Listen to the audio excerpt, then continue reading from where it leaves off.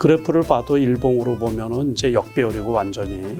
그래서 상당한 기간 이렇게 이제 흐르지 않을까 이렇게 생각이 드는 거예요. 그래서 위드 코로나라고 하더라도 실적이 수반이 돼야지 주가가 이제 회복이 된다. 그렇게 보시면 되는 거고. 그래서 지금 가격대는 제가 보기에는 큰 무리는 없지 않을까.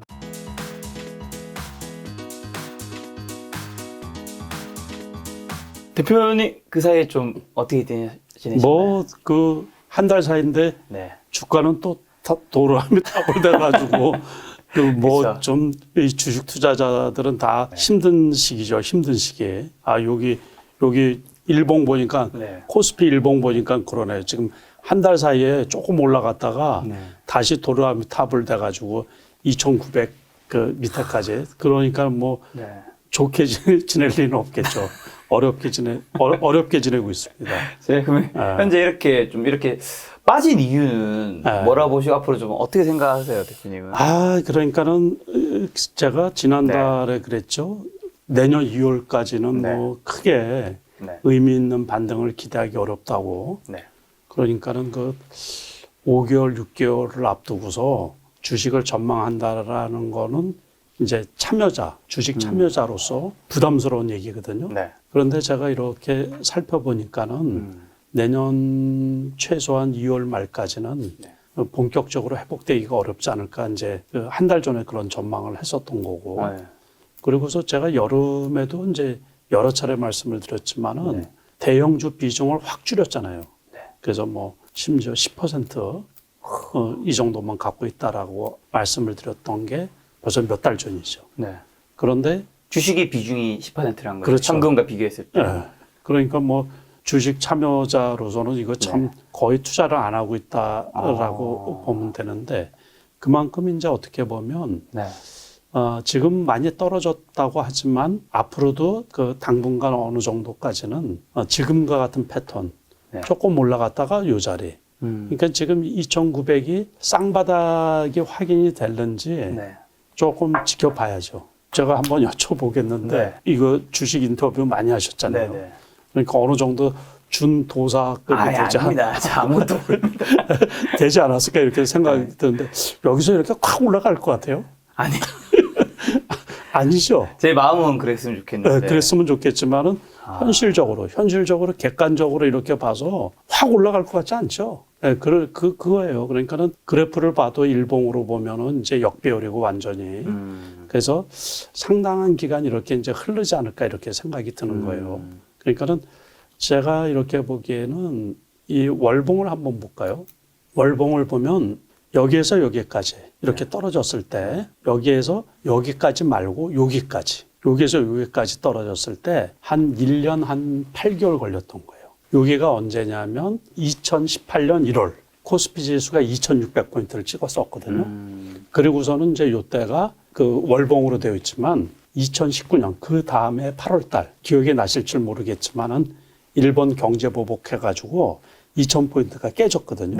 그러니까 한 1년 반, 8개월 정도 계속 떨어진 거예요. 이렇게 출렁출렁 하면서. 그러니까 지수 자체가 600포인트 떨어졌다고 하면 상당한 타격이죠. 그렇죠? 그러니까는 지금 600포인트까지 떨어지지는 않았지만 월봉으로 보면 이렇게 계속해서 3,300, 올해 고점이 3,300 정도 될 거라고 제가 그 전에 말씀을 드렸었고. 기억납니다. 그러고서 3,300이 됐을 때는 분위기상 조금 더 올라갈 거로 이렇게 봤는데 결국에 지나고 나서 보니까 그 3,300이 꼭지였단 말이에요. 그러고서 한 400포인트 정도 떨어졌는데 그 느낌으로 그냥 이 타격이 큰 거예요. 그러니까 투자자들 입장에서. 그래서 상당히 저 역시 그 최근 몇 년 동안 중에서 올해 수익률이 아마 제일 낮지 않을까. 개인적으로. 대표님도? 네, 개인적으로. 그래서 올해도 이렇게 보면 제가 1년 통계를 이렇게 잡아보면 보통 한 2달 정도 저는 전업 투자자니까 그래서 월말 정산을 하거든요. 월급 받는 것처럼 이렇게 했는데 1년 중에서 한 2달 아주 심각하게 손해가 있을 때는 한 3개월 마이너스 난 적은 있는데 올해 같은 경우는 뭐 이게 한 반은 마이너스인 것 같아요. 반. 그러니까는. 그래서 이제 대형주 비중 쪽에서 이렇게 주가가 떨어지고 이러다 보니까 그거를 이제 그달 이렇게 손실 처리를 해버리거든요. 네. 그러다 보니까는 상당히 좀 어려운 장이지 않나. 아니 이렇게 근데 생각이 반은 들거든요. 마이너스라고 해도 대표님은 벌어놓은 거는 있죠, 벌어놓은 거. 벌어놓은 것도 있지만 지금 네. 주식 비중이 10%밖에 없잖아요.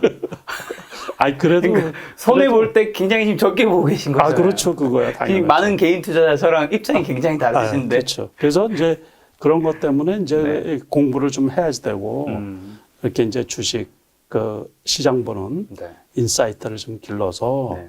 미리미리 이제 그 리스크 관리를 좀 해야 되죠. 음. 그러니까는 주식 가격이 늘 올라가면 좋겠죠.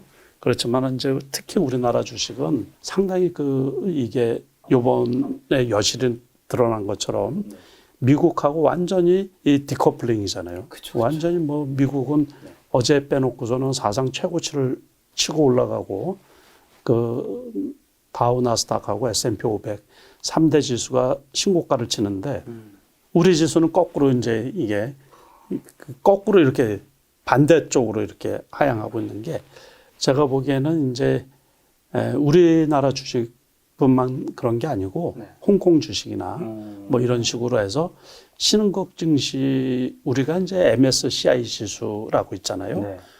네. 그거에 신흥국 지수에 포함이 되어 있거든요.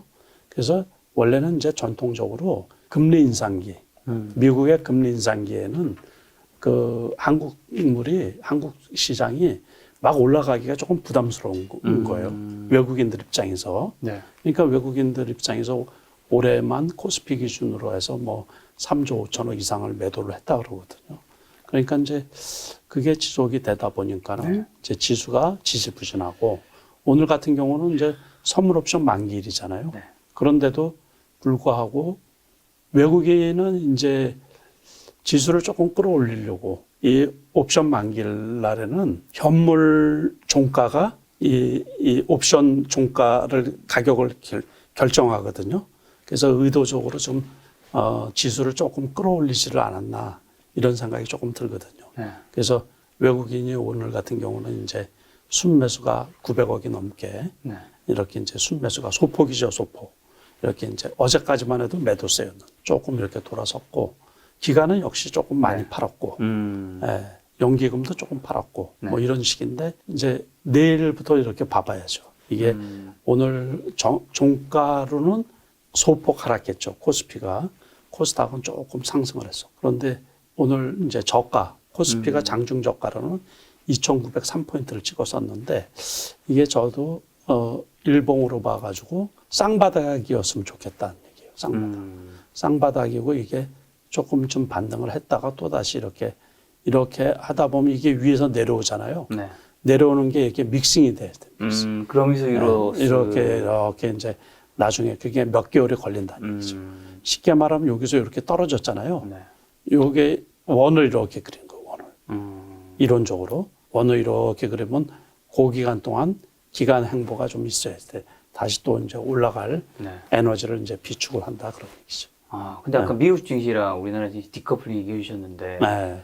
미국 증시가 그 오를 때는 네. 한국 주식이 안 오른 것까지 괜찮아요. 근데 미국 주식이 떨어지면 같이 한국 떨어져요. 주식은 떨어져. 같이 떨어져요. 같이 떨어져요.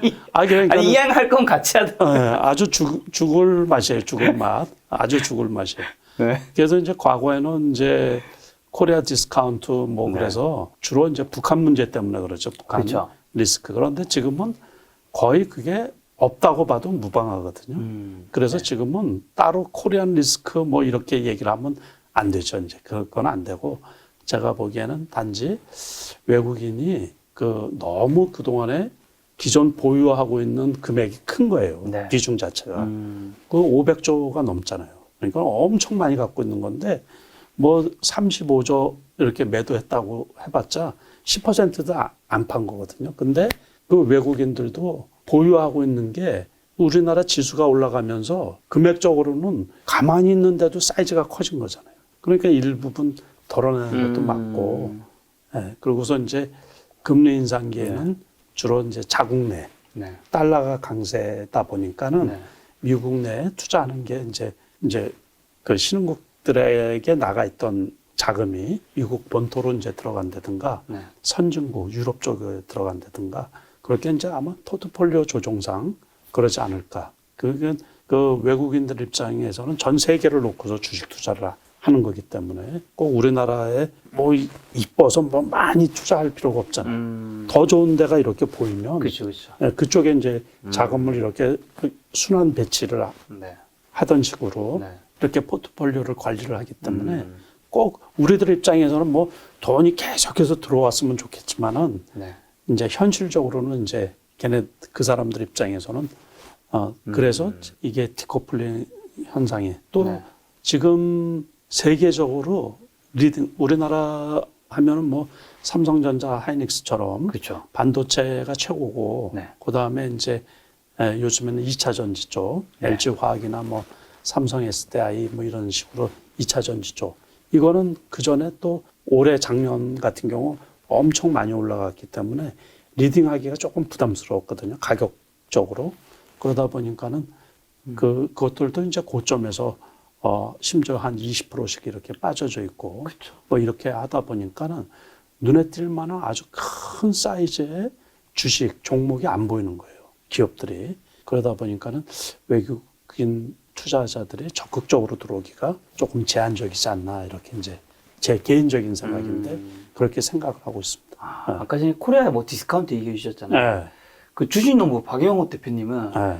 이 코리아 디스카운트 시대가 끝나고 언제 코리아 프리미엄 시대가 이제 곧 올 거다. 그럼 이런 좋죠. 이야기를 해주시던데 네.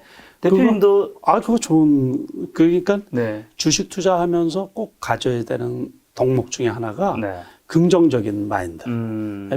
그러니까 비관적으로 우리가 이제 시장을 전망할 때 네. 비관론자가 있고 낙관론자가 있잖아요. 그렇죠. 근데 주식 투자뿐만이 아니고 자기 일, 어떤 분야든지 자기 일을 하는 데 있어서 낙관적인 전망 없이 하시면 일이 잘 안 되거든요. 그 우리나라 경제라든가 네. 우리나라 또 기업인들이 얼마나 똑똑해요. 네네. 그리고 또 역동적으로 일도 특히 요즘에 이제 젊은 분들 네. 얼마나 역동적이고 머리도 좋고 네. 그 활력적으로 일을 잘해요. 그러니까는 충분히 이제 그 말씀하신 것처럼 이제 디스카운트가 아니고 프리미엄. 요즘에 여러 분야에서 K닭 뭐 K 푸드, K엔터, 뭐 K엔터 특히 네. 뭐 이제 또 영화 같은 거 뭐 이래서 K 콘텐츠, K 뮤 이제 음악이나 뭐 할 것 없이 여러 분야에서 이제 한국을 알릴 수 있는 기회가 많아지는 것처럼 또 그쪽 같은 경우는 주식 가격도 상당히 많이 올라가잖아요. 그러니까는 그래서 이제 그 코리아 디스카운트라고 하지 말고 그런 것도 상당히 좀 긍정적으로 볼만하죠. 네. 근데 지금 이제 쌍바닥을 찍을지 안 찍을지 이제 모르는 거지. 모르는 거죠. 네. 우리 또 대표님은 올해 좀 잘 맞추셨잖아요. 네. 2,900 네. 뭐 깰 수도 있고 안 깰 수 있는 거지만 네. 좀 어느 쪽으로 보세요 지금? 웬만해서는 깨지 않지 않을까. 웬만해서는 밀리지 않지 않을까. 네. 그런데 이제 여기에서 하나 걸리는 게 뭐냐면 네. 턴에서 갈 기간이 많이 남았다는 게 이게 문제인 거예요. 다시 말해서 이제 미국 주가가 만약에 추가적으로 하락을 하면 네. 깰 수도 있죠. 그렇죠. 그게 이제 문제인 거예요. 그러니까 지난번 같은 경우는 2,900까지 왔다가 네. 턴을 할 수 있었던 게 3,050까지 갔죠. 네. 제가 그 전에 다른 채널에서 이제 질문을 하길래 이번 반등장이 어디까지 올 거냐 그랬는데 제가 3,055면 잘 올 거라 그랬거든요. 네. 근데 종가 기준으로 해서 3,049까지 딱 왔었어요. 그러고서 다시 이렇게 왔는데 그 미국장이 다행스럽게 제가 보기에 이제 오늘 새벽에 끝난 미국장이 급락을 한 편이죠. 그런데 급락을 한 게 어떤 추세를 망가뜨리는 이게 대폭락이 아니고 거의 이제 이격을 좁히는 수준. 너무 그냥 과열되게 많이 올라갔기 때문에 네네. 그래서 거의 뭐 이제 이격이 높았던 것들은 5일선 또는 이제 11선에 걸려 있는 상태지 그게 뭐 무너지고서 지난번처럼 21선, 60일선까지 떨어진 상태가 아니거든요. 네. 그런데 만약에 미국장이 그러고서 지금은 당분간은 미국장 자체는 악재는 별로 없어요. 이번에 인프라 투자 법안 네. 그것도 통과가 됐고 뭐 금리 인상을 하겠다라는 것도 이제 내년 6월 달 정도 돼서 내년에 한 두 차례 하겠다라는 것은 경제가 정상화됐다는 얘기거든요. 경기 회복에 대한 자신감도 생긴 거고 네.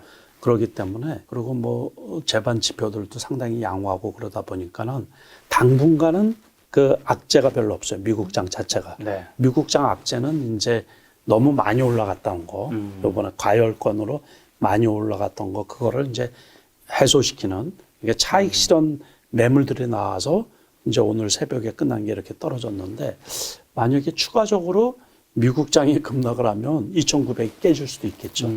그런데 제가 보기에는 그냥 2,900에서 살짝 깨지더라도 네.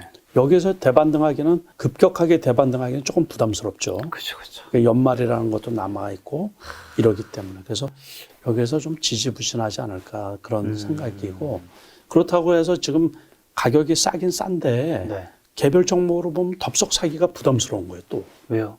싸다면서요? 싼데 올라가야지 금방 올라가야지 사죠. 아, 근데 지금 당장 올라갈 것 같지가 않으니까 네네. 적극적으로 사기가 부담스럽다는 얘기죠.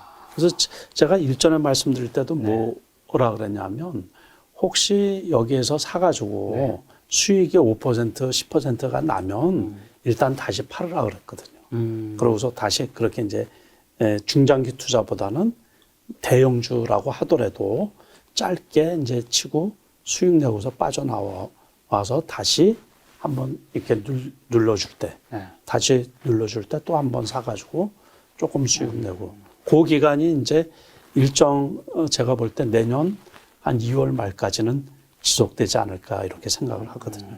그런데 이제 또 지나가고 봐야 알죠. 또 그 전에 확 올라가면 또 제 말이 허언이 돼버리니까는. 근데 다 맞출 수는 없는. 그래서 아무튼 제가 말씀드리는 거는 참고로만 하시고 투자의 그 책임은 투자자 본인 몫이니까 조심해서 잘 투자하시기를 바랍니다. 대표님 말씀 어쨌든 지금 지수를 안 깼을 확률이 좀 높다 생각하시고 근데 그러면 그 뜻은 이게 저점이라는 건데 하지만 사기는 또 부담스러운 게 이게 잠깐 사이에 급반등할 것 같지도 않으니까 그래서 지금 들어가더라도 뭐 짧게 조금만, 팔아야 되는 거니까 조금만 그러니까 부담 없는 금액 조금만 해가지고 일정 부분 또 이제 유행하는 섹터가 있잖아요. 그런 쪽에서 트레이딩해서 어느 정도 수익이 나면 또 이제 이렇게 그 수익 실현을 하고 원래는 뭐 주식을 자주 사고 파는 게 좋은 건 아니지만 그것도 이제 장에 따라서는 이렇게 해야지 자기 계좌 관리가 되니까는 그렇게 조금 지혜롭고 좀 현명하게 운영을 했으면 좋겠다. 이렇게 말씀을 드립니다. 그럼 대표님의 그 현금 비중이 지금 90 정도 있는 거니까 그 비중이 주식으로 가는 주식의 매수 타이밍은 좀 언제로 그럼 보고 계신 건가요? 일단은 이제 내년 2월 달쯤에 많이 떨어지면 그때도 한번 기회가 될 거고. 내년 2월에 많이 떨어져요?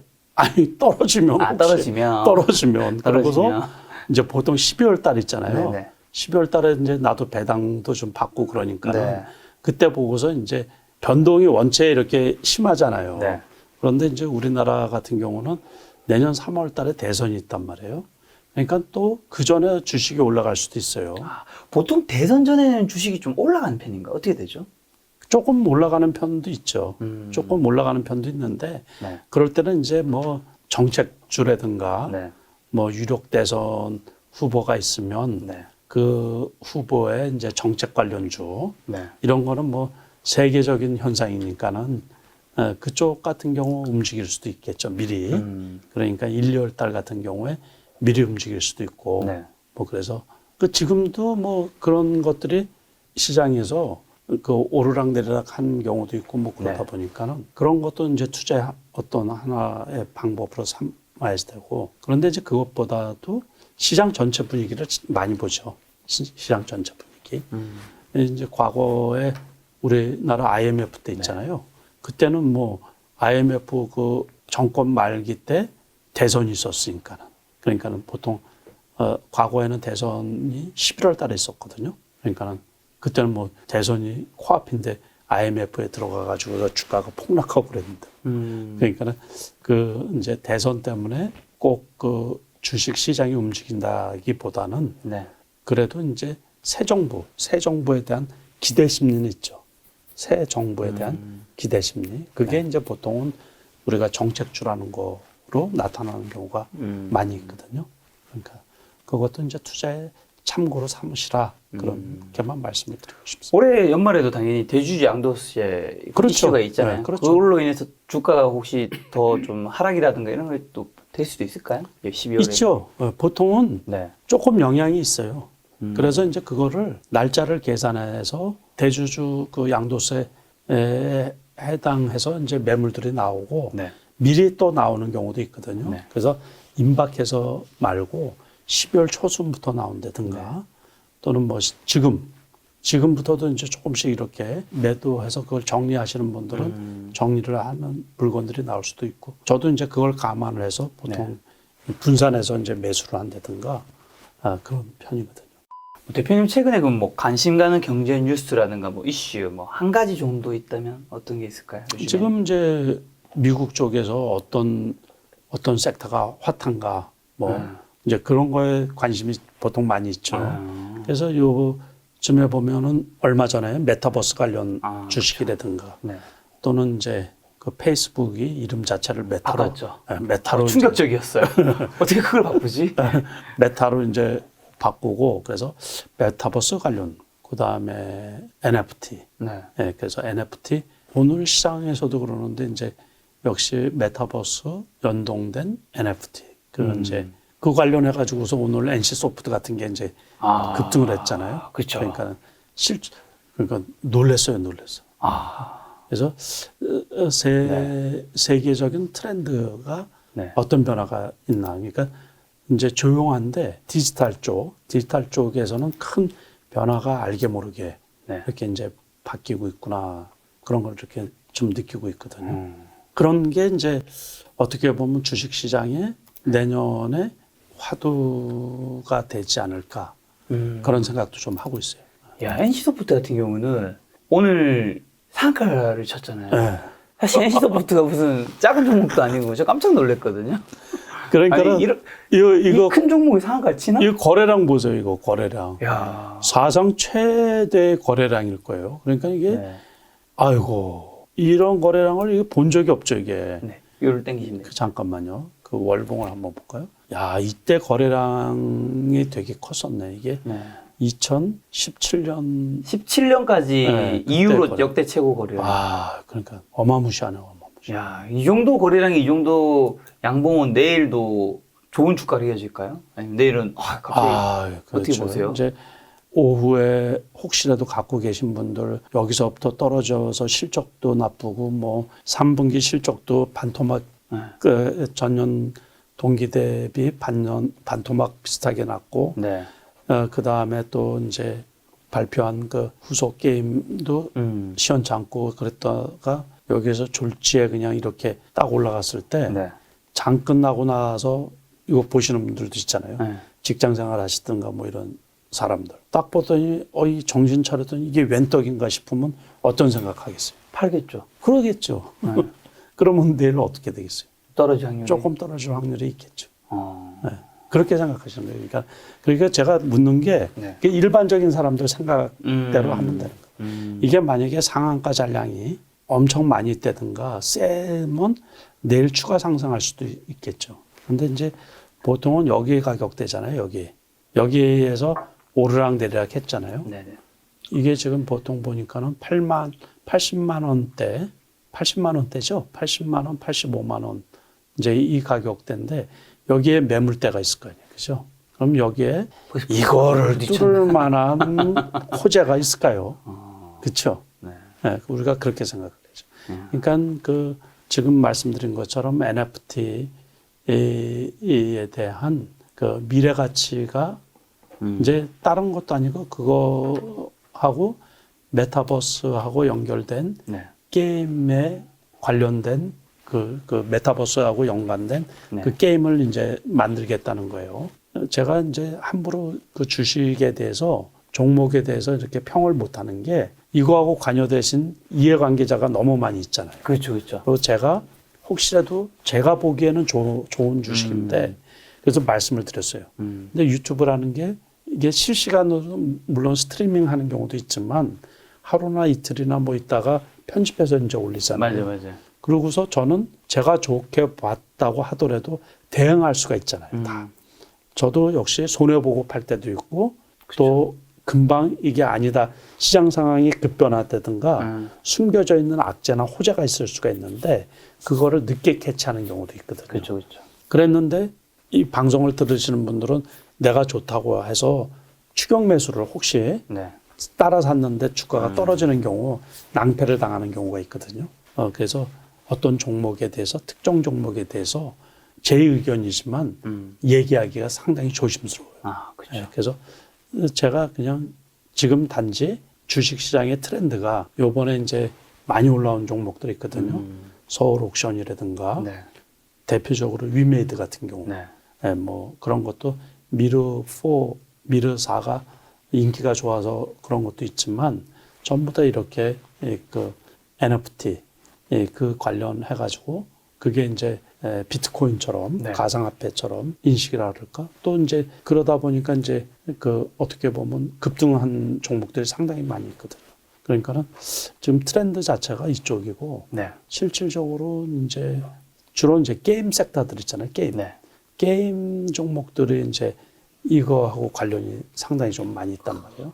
그러니까 게임 업종들이 요즘에 많이 올라온 거죠. 그래서 이제 지금 이제 경제적으로 디지털 쪽으로 디지털화 되면서 그런 쪽에 우리가 잘 몰랐던 그런 그 코인들 그런 쪽에 어떤 그 획기적인 그 발전이 있지 않나. 그러다 보니까 이제 돈이 그쪽으로 몰리는 편이지 않나. 이 미국하고 마찬가지예요. 내년에도 아마 이런 쪽에 메타버스나 이런 쪽에 조금 그 좀 답답한 게 우리나라에서 그 메인으로 특정 지어서 어떤 산업 섹터라고 하기가 조금 좀 애매한 부분이 있거든요. 종목이.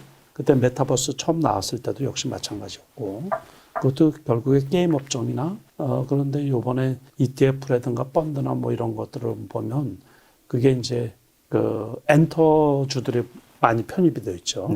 그래서 하이브도 그 덕분에 이제 많이 올라갔죠. 지난번에 28만 원에서 38만 원까지. 10만 원이나. 그것도 역시. 처음에 상장했던 그 가격 거의 그대로. 그렇죠. 그 15만 원까지 떨어졌다가. 그 하이브 한번 보실래요? 월봉으로 보면 여기, 그러니까 14만 원대까지 떨어졌네. 13. 여기까지 떨어졌다가 그냥 주야장창 올라가다가 요번에 28만 원에 머물러 있었잖아요. 여기. 27만 원, 28. 그러다가 그거 메타버스 펀드 뭐 그 영향이죠. ETF. 그 영향으로 해서 특히 우리나라는 엔터주들이 많이 편입되어 있는데 그러다 보니까 뭐 쭉 올라가서 후속 매수가. 어제 주의 붙고서 오늘 또 어제 조금 떨어졌다가 오늘 그래서 4천 원 올랐네. 그러니까 이런 것들은 이제 메타버스 펀드라고 하면은 펀드에 가입하는 사람들이 계속해서 이 종목을 사는 격이 되잖아요. 그러니까는 크게 떨어질 일이 별로 없지 않을까 이제 그런 생각도 할 수가 있죠. 우리가. 자, 그럼 요즘에 그러면 대표님 11월, 12월에는 좀 유망한 섹터는 좀 어디 보고 계세요? 그러니까는 크게 다르게 뭐 유망한 것보다 그러니까 지금 말씀드린 이쪽이에요. 그러니까는 엔터라고 하지 말고 우리가 메타버스나 작년에 우리가 이제 제일 핫했던 게 BBIG였죠. 그렇죠. 그래서 제가 작년에 많이 올라갔기 때문에 올해는 그쪽이 많이 안 올라간다 그랬거든요. 그러다 보니까 올해는 전혀 생각도 못했었죠. 메타버스라든가 지금 말하는 것처럼 NFT 이쪽은 전혀 생각지도 않았는데 그쪽에서 의외로 어떤 틈새 시장 비슷하게 이렇게 올라갔거든요. 그래서 앞으로도 이제 일정 기간까지는 그렇게 작은 주식들 있잖아요. 그런 쪽에서 이렇게 어떤 수익을 내줄 수 있도록 오르내림이 있지 않을까 이렇게 보고 있거든요. 그러니까는 얼마 전에는 뭐가 많이 올라갔죠? 얼마 전에요? 스몰 원전, 그 원전 관련주들이 많이 올라갔거든요. 우리가 나트륨 원전, 스마트 원전 뭐 이렇게 얘기도 하고 스몰 원전이라고도 얘기를 하는데 이제 그 소형 원전, 그게 그 에너지란도 있고 뭐 그러니까 그러다 보니까 우리나라에서도 역시 그 원전 관련주들이 한전 기술 뭐 이런 거 많이 올라갔죠. 비싼 주식인데. 예? 네. 엄청 많이 올랐죠. 이런 거나 뭐 일진파워. 이거는 이제 많이 올라갔다가 주의 붙고 여기까지 떨어져 있는 거예요. 네. 이런 것들이 상당히 많이 올라갔던 거예요. 그러니까는 이게 우리가 이제 보이지 않더라도 네. 그 많이 올라간 주식들 상당히 많아요. 그러니까 그런 걸 찾도록 많이 애를 써야죠. 위지웍지스 뭐 이런 거 한번 찾아볼까요? 위지웍 스튜디오. 오케이. 근데 우리는 이런 거는 잘 못 보고 네네.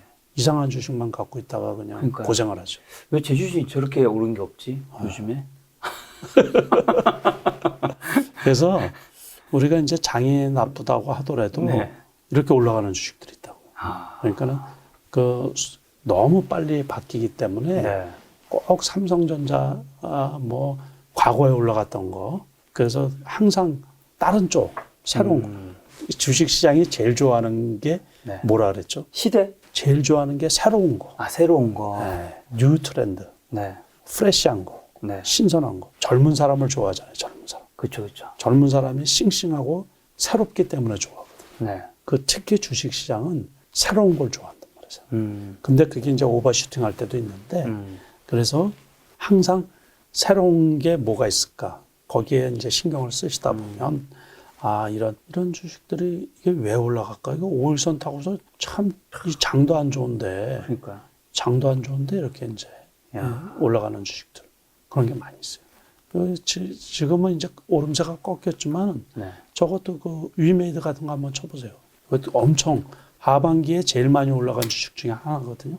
이야. 이거 보세요. 이거 뭐 뭐야? 이거? 무상증자, 유상증자 뭐 하고서도 쥐야장창 일봉이거든요. 일봉. 네. 이게 이 8월 달 하반기에 제일 많이 올라간 주식 중에 하나예요. 와. 불과 여기에서 2만 원대 있던 게 19만 원까지 올라가고 그랬으니까 지금도 18만 원대고 그러니까 경고 받고서도 잘 안 떨어지잖아요. 그죠?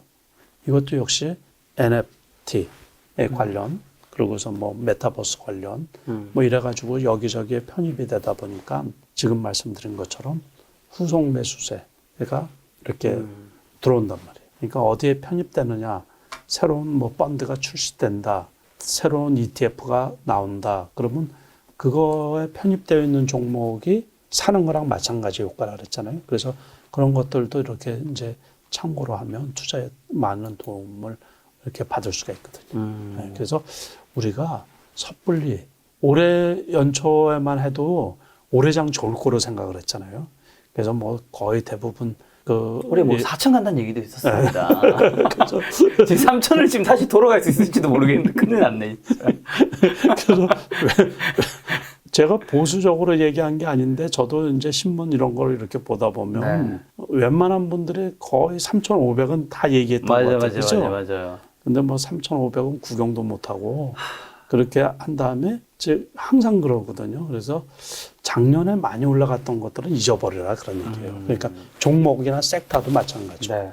그러고서는 이제 내년도 그래서 이렇게 11월, 12월 달도 크게 뭐 이렇게 치고 올라갈 건 없잖아요. 그런데 이제 항상 새로운 게 뭐고 미국에서 어떤 게 새롭게 올라가고 핫한가 이런 것들을 이렇게 살펴보시면 우리나라에서 어떤 종목들이 올라갈 건가 이렇게 보일 수가 있거든요. 미국 거를 봐야 되는 거는 우리가 미국 거의 영향을 좀 받으니까. 네, 그 기술적인 부분, 네. 기술적인 부분, 뭐 이렇게 지수 자체는 엇박자가 나더라도 기술적인 부분은 네. 그래서 조금 영향이 많이 받죠. 그러니까 미국 주가 얼마 전에 뭐 이제 항공주들이 급등을 하다 보니까 갭상승을 했거든요. 이렇게 그러다 보니까는 우리나라 엊그제 그 항공주들도 이렇게 조금 이격 있게 올랐었던 게 있었는데 그런 것처럼 영향을 좀 많이 받거든요. 그래서 섣불리 그냥 뭘 이렇게 하지를 말고 선입감보다는 그때그때 나오는데 조금 능동적으로 이렇게 대처하는 게 좋지 않을까 이렇게 생각을 하거든요.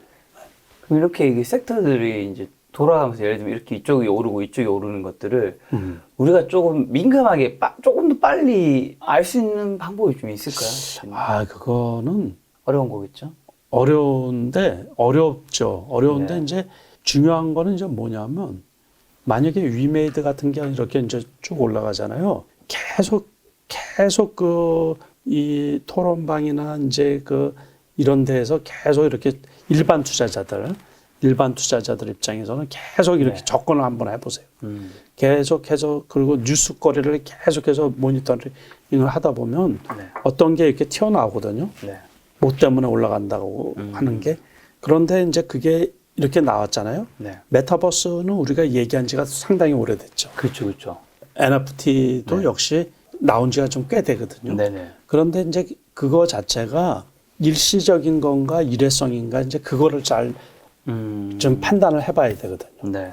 그 다음에 그 상상력, 이 다음에 그 다음에는 이제 이게 파급 효과 이런 것들을 조금 이렇게 살펴봐야 돼요. 그러니까는 만약에 아까 지금 보여드린 것처럼 네. 이런 거가 게임 업체잖아요. 네네. 그러다 보니까 이제 다른 게임 업체로 이렇게 파급이 되는 거예요. 이거는 이제 기존에 많이 올라가서 경고까지 받았으면 좀 부담스럽잖아요. 추가 상승하기가. 그러니까 이제 경고 안 받고 싱싱한 것들. 그런 거다 보니까 오늘 뭐 이제 하다못해 NC소프트 같은 거, 뭐 웹젠, 뭐 또 크래프툰, 뭐 게임빌도 이것도 상당히 많이 올라갔거든요. 게임빌도 상당히 많이. 이거 보세요. 근데 비싼 가격인데 이렇게 야. 수직으로 이렇게 올라갈 수 있어요. 그죠? 그러니까 이거는 벌써 여기서부터 뜬 지가 네. 한참 됐잖아요. 네. 그러다가 여기서부터는 이제 수직으로 올라가는. 그러니까 이렇게 이격이 크게, 이거 추격 매수하기가 되게 부담스럽죠. 네. 너무 많이 이렇게 올라왔는데 네. 아무튼 이러다 보니까 이제 다른 거로 이렇게 파급이 되거든요. 네. 그래서 주식 투자를 하면서 항상 염두에 둬야 되는 게 어떤 고정관념 있잖아요. 네. 그거를 없애야 돼요. 과거에 올랐으니까 저게 좋겠지.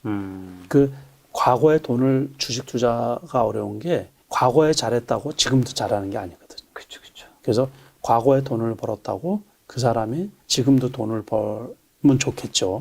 그렇지만은 그렇지 않은 게 이게 시장이에요. 그래서 항상 시장에 적응을 하려고 애를 좀 많이 써야 되거든요. 시장 변화에 적응을 못하면 네. 과거에 아무리 잘했던 사람도 도태되기 마련입니다. 지금 과거에 슈퍼개미에 불렸던 사람이 네. 지금은 슈퍼개미가 실상은 아닐 수도 있다. 아, 그럼요. 그런 경우도 많이 있죠. 근데 이제 우리는 옛날 그걸 네. 보면서 여전히 슈퍼개미일 거라고 네. 생각하는 경우도 있을 수 네. 있으니까. 그래서 이제 개인적으로는 네. 과거 저 역시 네. 과거에 제가 뭐 잘하고 그런 거는 저한테 아무 의미가 없거든요. 지난달에 돈을 많이 벌으면 뭐예요? 그러니까 이번 달에 또 벌어야지. 나는 전업 투자자니까. 그러니까 일을 하시면 그달 수입이 있잖아요. 네. 그것처럼. 그래서 저는 작년까지 제가 잘했던 거는 네. 항상 해가 바뀌면 잊어버리거든요. 그러고서 지난달까지 잘했던 것도 잊어버리고 네. 잘못했던 것도 잊어버리고 그러고서 이번 달에 수익을 내야 되겠다. 이제 항상 그 생각을 하고 있거든요. 네. 그래서 주식 시장도 그러니까 꼭 제가 제 사무실에 써놓은 게 있어요. 반대쪽 생각. 반대쪽 생각. 네. 그러니까 많이 올라간 거를 네. 보지를 말고 네. 기존 올라간 걸 보지 말고 네. 반대쪽에서 찾자 그런 얘기예요. 떨어져 있다든가 네. 안 보고 있던 쪽.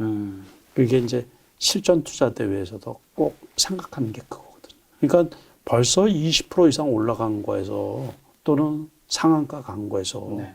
추가로 그 다음날에 올라가면 팔면 되는 거지만 이제는 그날 올라갈 거는 다 올라갔잖아요. 근데 거기서 먹을 게 없다는 네. 거죠.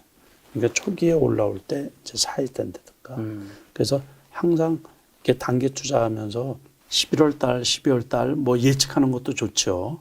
그러면 사람들이 거기에 다 돈이 몰리고 그럴 거 아니에요. 근데 벌써 이제 기존 많이 올라간 거는 의미가 없으니까는 항상 이제 안 올라가는 것 중에서 네. 올라갈 쪽을 좀 찾아보자. 이게 이것도 제가 보기에는 뭐 거래량도 이렇게 무진장 많이 터지면서 이렇게 올라갔는데. 네. 근데 이제 이 종목이야 뭐 또 올라가면 올라간 사유가 있겠죠. 근데 아무튼 좀 이제 이렇게 많이 올라간 게 좀 부담스러우니까 네. 이제 같은 쪽에서 게임주 중에서 또 뭐 안 올라간 쪽이라든가 뭐 그런 거를 기대해 봐야지 되지 않을까 이제 그렇게 생각을 하거든요. 지금 11월부터 이제 위드 코로나 시작됐잖아요. 예, 예. 거리두기 거의 다 풀렸는데 그쪽은 올라간 거 없어요. 위드 코로나인데 네네. 그게 이제 무슨 얘기냐면 네. 미국 투자자들은 네. 그 현실적으로 돈을 얼만큼 버느냐가 중요하거든요. 그러다 보니까 요번에 이제 그게 위드 코로나로 가고 그래서 이제 기대 심리로 해가지고 네. 지난번에 반짝하고서 올라갔는데 다시 많이 떨어져 있어요. 그러니까 그쪽 전체가 여행주부터 시작을 해서 항공주들도 그렇고 네. 예를 들어서 신라호텔 같은 경우 네. 요번에 3분기 실적 발표를 하면서 지난번에 네. 급락을 했거든요. 음. 그래서 그게 10만 원 넘었던 주가가 네. 지금 8만 원대 있어요. 8만 원 초반에. 네. 여기 10만 원까지 왔잖아요. 네. 근데 지금 8만 원 초반이죠. 그래서 이게 위드 코로나로 하지만 네. 신세계도 한번 볼까요? 신세계. 32만 원 갔던 게 네. 지금 24만 원 하고 있어요. 야, 백화점에 그렇게 사람이 많던데. 32만 원 했잖아요. 네? 네. 그런데 지금 23만 9,500원이네. 그러니까 실적이 네. 그렇게 좋게 안 나왔다는 얘기예요. 그래서 결국에 제가 지난번에도 한번 말씀을 드린 것 같은데 네. 결국에 메인은 이쪽이 아니구나. 메인 그 이쪽이 얘기. 아니다. 네, 메인은 투자할 때 주식 가격이 결국에 올라가야 되잖아요. 그렇죠. 그러니까 위드 코로나가 되더라도 나중에 완전히 이렇게 개방이 돼서 실적이 좋아질 것 같으면 올라가겠죠, 이제. 근데 제가 보기에는 뭐 최악일 때 이 가격이었으니까는 여기서 매수하기에는 부담이 없지 않을까 생각이 들거든요. 사기는 나쁘진 않은 가격인데. 예, 예. 그냥 뭐 옛날에 저 정도였으니까. 아, 그렇죠. 최악일 때 여기였는데. 사실 저기까지 가기는 힘든 거잖아요. 네, 그렇죠. 그러니까 지금은 뭐 지수 자체가 떨어지니까 이게 같이 떨어져. 이게 우리나라 주식하고 똑같은 거예요. 미국 주식하고. 이게 위드 코로나로 해가지고서 이제 코로나에서 벗어났으면 네. 30만 원 넘게 이렇게 올라가야 되는데 네. 이놈은 코로나가 최악일 때 가격하고 지금 똑같단 말이에요. 네. 이래서 되겠어요. 그죠? 그래서 제가 보기에는 시간이 걸리더라도 여기에서는 괜찮지 않을까 그렇게 생각을 하고 있습니다. 저도. 네. 그러니까는 이제 항공주 같은 경우도 요번에 빤하죠. 유상증자도 해야 되고 자본확충도 해야 되고 뭐 그 여행주들도 그럴 가능성이 좀 있거든요. 네. 그러다 보니까는 그런 거, 그 당장 실적, 네. 이제 호텔 신라 호텔도 역시 마찬가지로 네. 당장 실적이 나쁘게 나오니까 네. 그거에 따르는 리스크 때문에 주가가 안 올라가는 거죠. 그러니까는 실적이 좋아진다고 하면 네. 그래서 그 외국인들 특히 이제 서양인이나 미국 쪽 사람들 사고가 그래요. 투자하는 사고가. 이건 거기에 미래 성장이 이제 테슬라 같은 경우는 그 처음에 우리나라 업체들도 마찬가지였는데 테슬라 같은 경우도 처음에 성공하기 전까지 부채도 많고 그러잖아요. 그러기 때문에 미국의 스타트업 업체들 있잖아요. 거기 이제 그 주식들 있잖아요. 10불짜리들 수두룩해요. 10불짜리들. 근데 시가총액은 그냥 막 몇천억씩 되고 그러거든요.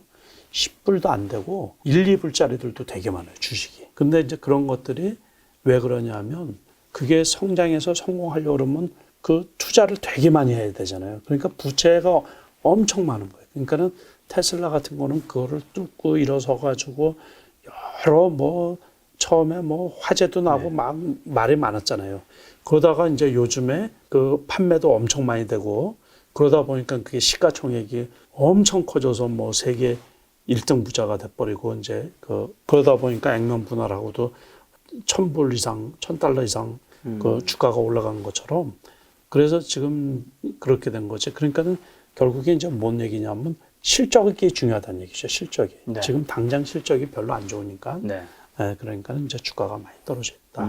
그래서 위드 코로나라고 하더라도 실적이 수반이 돼야지 주가가 이제 회복이 된다. 그렇게 보시면 되는 거고. 그래서 지금 가격대는 제가 보기에는 큰 무리는 없지 않을까. 그렇게 오래 갖고 있으면. 그럼 최근 발표된 그 실적 중에서 좀 눈여겨보시는 회사 좀 있으실까요? 그런 데는 이제 기아차 같은 거. 아, 기아차요? 기아차 같은 거는 제가 보기에 좀 떨어지면 좀 사놔도 되지 않을까. 요번에 호실적 기아죠, 기아. 네. 그래서 일봉을 보면은 요번에 88,000원까지 왔고 89,000원까지 왔네. 네. 89,000원까지 왔다가 여기 이거를 콱 깨고서 그냥 콱 떨어지면 그냥 콱 살 텐데. 네? 그런데 이제 지금은 이제 실적이 좋으니까 이제 안 떨어지겠죠. 여기에서. 오늘 83,900원인데 네. 일봉으로 보면 60일선 딱 걸려 있어서 네. 그죠. 기분 같아서는 그냥 한 8만 원. 이거 또 갖고 계신 분들한테 그런 얘기하면 큰일 나죠. 한 8만 원까지 떨어지면 그냥 얼른 좀 많이 사두겠구만. 왜 8만 선이세요? 네? 아니 우리가 이제 끝나는 걸 좋아해서 딱 이렇게 딱 네. 8만 원이면 8만 원, 9만 원이면 9만 원, 7만 전자 그런 것처럼 네네. 오늘 7만 전자도 깨졌지만 69,900원이죠. 끝을 맺는 걸 좋아해서 주식도 목표가라는 게 있잖아. 목표가. 그러면 이거 지난번에 그 올 봄에 애플카 뭐 이렇게 얘기 있을 때 10만 원 딱 찍었거든요. 그렇죠. 그게 멋있잖아. 10만 원 딱 찍고서 그 다음에 또 그게 무산이 돼가지고 6만 원대까지 떨어졌었거든요. 이전 10만 원, 10만 2천 원까지 갔죠. 6만 8천 원까지 떨어졌는데 7만 8천 원까지 떨어졌나? 여기였나 보다. 7만 원 초반까지 떨어졌네. 그러니까 저런 주식은 어쨌든 실적도 좋고 그러니까는 뭐 괜찮지 않을까. 제가 개인적인 생각입니다. 네. 알겠습니다. 자, 그럼 제가 지금부터 좀 이제 코스피랑 코스닥 시가총액 1에서 10위까지 워낙 큰 종목들이니까 좀 편하게 일단 삼성전자 만인의 애증의 종목입니다. 저도 그렇죠, 있는데 진짜로. 야 이제 7만 원이 깨졌다 보기도 뭐 사실 뭐 근처긴 한데 어떻게 보세요 이제는? 그러니까 진짜로 그래요. 그러니까 여기서 지금 계속 이렇게 돼 있잖아요. 그래서 쉽사리 7만 원을 깨지 않을 것 같은데 여기쯤 될 것 같은데요. 이렇게 그래프를 보니까 완전 역배열이라서 개별주 같으면 그냥 당장 팔아버리겠다고 그때 말씀을 드렸는데 그게 지나고 나서 보니까 그게 정답이죠, 그냥.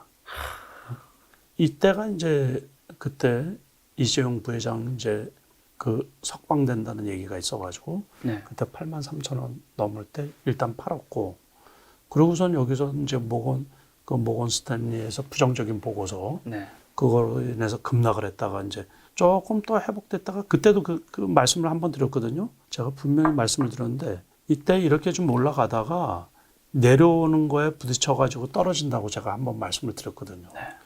그때 가격대가 78,000원대 그래서 저도 77,000원대에 전부 팔고 또 이제 보초를 세워두고 있다가 뭐 여기에서 또 괜찮지 않을까 좀 사놨더니만 또 저도 물린 꼴이죠 지금. 주변에 보니까 전업투자자 슈퍼게임 분들이 삼성전자를 원래 안 보고 있다가 요 가격대 근처 오니까 좀 사고 계시더라고요. 그렇죠. 지금, 그래서 저도 조금 갖고 있는데 좀 저도 적극적으로 많이 사지는 않고 이것도 제가 한번 물어보면 여기서 턴 그냥 확 올라가겠어요? 안 올라가겠죠. 그렇죠. 이게 올라가려고 그러면 여기에 또 부딪힌다고요, 여기. 이게 역배열일 때 이게 문제인 거예요. 그러니까 지금 NC소프트처럼 대량 거래가 나와야지 이게 뚫고 올라갈 수가 있거든요. 그러니까 아주 좋은 일. 다시 말해서 이제 업황 자체가 디램 가격이 뭐 급등을 하겠다든가 뭐 그래서 업황 자체가 이제 반도체 수급이 다 풀리고 업황 자체가 이렇게 하면 그게 이제 나와야지 이제 완전히 턴을 해서 치고 올라가지 않을까. 그래야지 이제 코스피 지수도 이제 쭉 올라가지 않을까 이렇게 생각이 드는 거거든요. 그래도 조금 더 횡보하다가 이것들이 이렇게 내려오고 그러면 턴을 할 수가 있을 거예요, 아마. 여기에서는 추가적으로 팔기도 아깝고 그러죠. 그러니까 그냥 놔두고 있는 거예요, 저도. SK 하이닉스는 조금 올라왔죠, 그래도. 그래서 이게 이제 9만 원까지 왔다가 지금 10만 원 후반까지 왔죠. 10만 원, 11만 원 여기 근처까지 왔네요. 이것도 많이 떨어지지도 않고 이게 최악은 벗어난 건데 이런 모습이 나와야 되거든요. 이렇게 삼성전자도. 하이닉스는 왜 올랐을까요? 삼성전자는 계속 그냥 내려가고 있는데. 이거 비중이 이제 삼성전자 비중을 더 많이 갖고 있다 보니까 외국인들이 지속적으로 이게 던지는 게 있다 보니까 이제 그런 거고 이거는 조금 덜하고 이것도 실적도 괜찮잖아요. 그러다 보니까 과도하게 떨어졌다고 생각이 듣다 보니까 이제 그런 거고 이거는 15만 원까지 갔던 게 그래 9만 원까지 떨어졌으면 얼마나 많이 떨어지길. 삼성전자보다 더 많이 떨어졌죠. 그러니까는 상대적으로 요 정도는 올라가도 괜찮겠다 싶었던 거죠. 지금 삼성전자, SK하이닉스 둘 다 또 앞으로 향후 단기적으로 급등이 나오긴 좀 힘들 거 보고 계시네요. 네, 그렇죠. 역시 그냥 조금 이제 나중에 조금 이제 긍정적인 전망, 네. 그 보고서가 나와야 되지 않을까 이렇게 생각이 듭니다. 그렇다고 해서 뭐 팔거나 적극적으로 사기도 뭐하고 그러니까 그 주가하고 비슷하지 않을까 싶어요. 그냥 제 생각으로만 주가하고 비슷하게 그냥 행보하고 삼성전자도 거기선 팔기 아깝죠. 네. 지금 가지고 계신 분은 팔 필요는 없고 네. 하지만 또 지금 적극적으로 사기도 그렇죠. 좀 애매하고 그러니까 돈은 항상 일정 부분 다른데 지금 말씀 전에 했던 것처럼 새로운 쪽에 투자할 생각을 하고 항상 몰빵하면 안 되죠. 자, 네이버는요? 네이버는 괜찮아요. 지금 저도 네이버하고 카카오 같은 경우는 우리가 그때 이제 이 규제 때문에 여기 골목 상권 침해 뭐 그것 때문에 37만 원까지 떨어졌다가 이번에 42만 원까지 올라왔잖아요. 그래서 저도 여기에서는 괜찮다고 봐요. 그러니까 조금 더 떨어져서 한 40만 원 정도 돼도 저는 살 생각이거든요. 장기적으로 봐서는. 이것도 역시 마찬가지로 메타버스나 뭐 그 신기술 쪽 있잖아요. 디지털 쪽 그런 쪽에 많이 관여가 되어 있기 때문에 그 성장성도 괜찮고 카카오보다 매출은 좀 맞아. 카카오가 영업이익 매출인가 더 잘 나왔다고. 더 잘 나왔다 그러는데 아무튼 네이버든 카카오든 지난번에 그런 그 악재 같은 거 딛고서 이렇게 견조해서 저는 여기서도 괜찮다고 봐요. 이렇게 보면 일시적으로 이렇게 뭐 그래프를 훼손시키고 그러더라도 이렇게 해서 전에 가격처럼 올라갈 수 있지 않을까 이렇게 조금 긍정적으로 본 편이거든요. 40만 원 가격대면 좀 단기도 나쁘지 않은 가격대. 그냥 오래 갖고 갈 생각으로. 카카오도 역시 마찬가지로 지금 12만 5,500원, 여기도 괜찮을 것 같아요. 여기도 괜찮아서 어제 같은 경우도 뭐 12만 5천 원에 제가 조금 샀거든요. 그래서 이제 한 12만 원 정도까지 그래프로는 뭐 별로 좋지는 않더라도 12만 원까지 떨어지면 조금 더 사도 무방하지 않을까 싶은 거예요. 근데 카카오 같은 경우는 계속 상장을 많이 했고 또 상장을 하니까 많은 분들이 카카오보다 그냥 네이버가 더 좋다. 요즘 이런 식으로 대세가 흘렀잖아요. 그렇죠. 그거는 대표님도 같은 생각이세요? 그거는 같은 생각이에요. 그럼 대표님은 굳이 카카오를 왜 다 하면서요? 아니 그것도 또 뭐 꼭 우리가 뭐 한 종목에 몰빵할 필요는 뭐 있어요. 그래도 또 먹을 게 있고 또 이제 나올 게 있고 이번에 카카오페이가 나왔지만 나중에 보면 또 다른 일 또 하고 있으니까 또 나오겠죠. 뭐. 삼성바이오로직스입니다. 많이 빠졌네요. 근데 이제 이때는 뭐 코로나 치료제, 백신 뭐 그런 거 위탁 생산 그것 때문에 이제 많이 올라갔던 거고 그래서 이제 100만 원도 넘게 올라갔는데 지금 쌍바닥이네요. 근데 지금 이제 전체적으로 그 코로나 치료제나 백신 작년 코로나로 인해 가지고서 관련 업종이 이제 많이 올라갔잖아요, 전부 다. 근데 이것만 떨어진 게 아니고 바이오 쪽들, 제약 쪽이 같이 떨어지는 거예요, 지금 전부 다. 그러니까 이 종목 빼놓고 셀트리온 뭐 위시에서 그러니까 다 떨어지고 있어요, 다. 지금 뭐 고점 대비해서 20% 정도 떨어졌다고 하지만 그래도 원체 뭐 제조 쪽에서 좋지만 제가 선호하는 쪽은 아니기 때문에 지금은 아니지 않나 싶은 거예요. 일단은 뭐 이게 여기 삼성바이오로직이야 뭐 실적도 좋고 그렇지만 이제 그게 다 반영이 돼서 지난번에 이렇게 이제 많이 올라간 게 아닌가 싶었던 거거든요. 이게 작년에 제가 얼마에 샀냐면 28만 원일 때 샀어요. 그러니까는 그거 엄청 많이 올라간 거죠. 셀트리온도 지금 말씀드린 것처럼 똑같아요. 지금 20만 원 초반이죠. 이것도 33만 원, 34만 원까지 올라갔던 건데, 그러니까 과도하게 떨어졌죠. 셀트리온 작년에 13, 4만 원 했죠. 그때 여기 때 13만 원 했었죠. 그때 코로나 때. 그러고서는 30만 원 넘게 올라갔으니까 이것도 상당히 많이 올라갔던 건데 이제 계속해서 떨어지죠.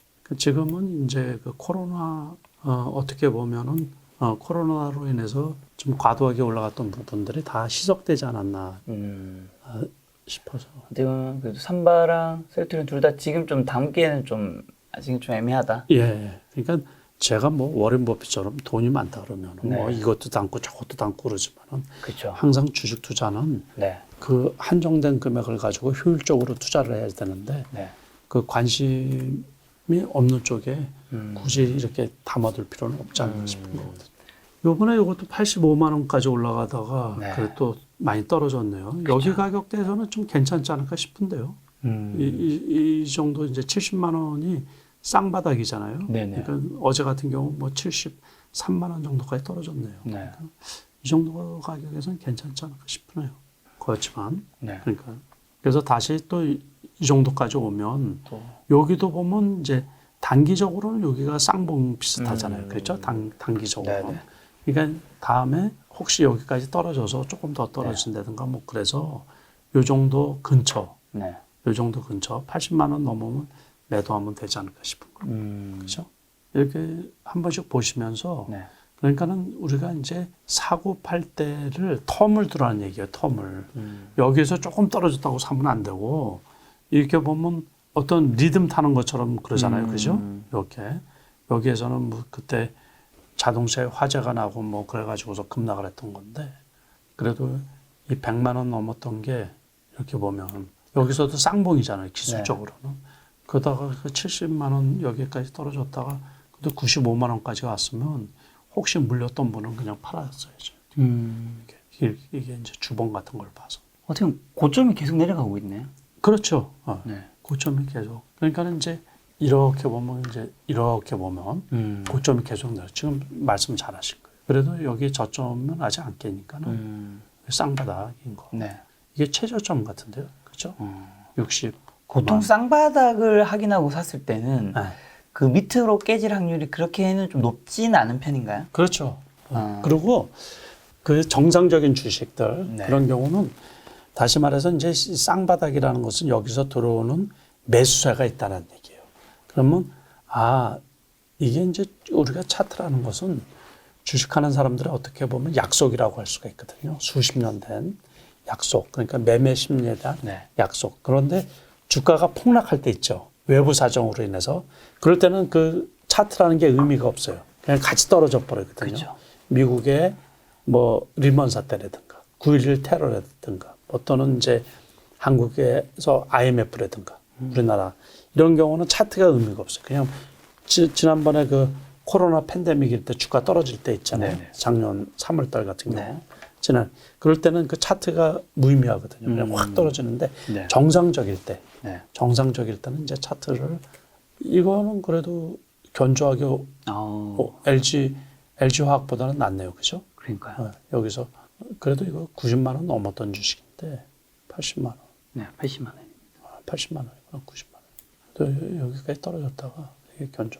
이제 그 LG 화학 네. 같은 거는 LG 에너지 솔루션이 이제 1월 달에 상장이 되니까 그쪽으로 이제 바꿔 타려는 뭐 투자자분들도 있을 수 있고 그러니까는 이제 그 매수가 분산될 수도 있고 이거는 또 좀 그렇지 않은 면도 있고 그래서 이거는 좋네요.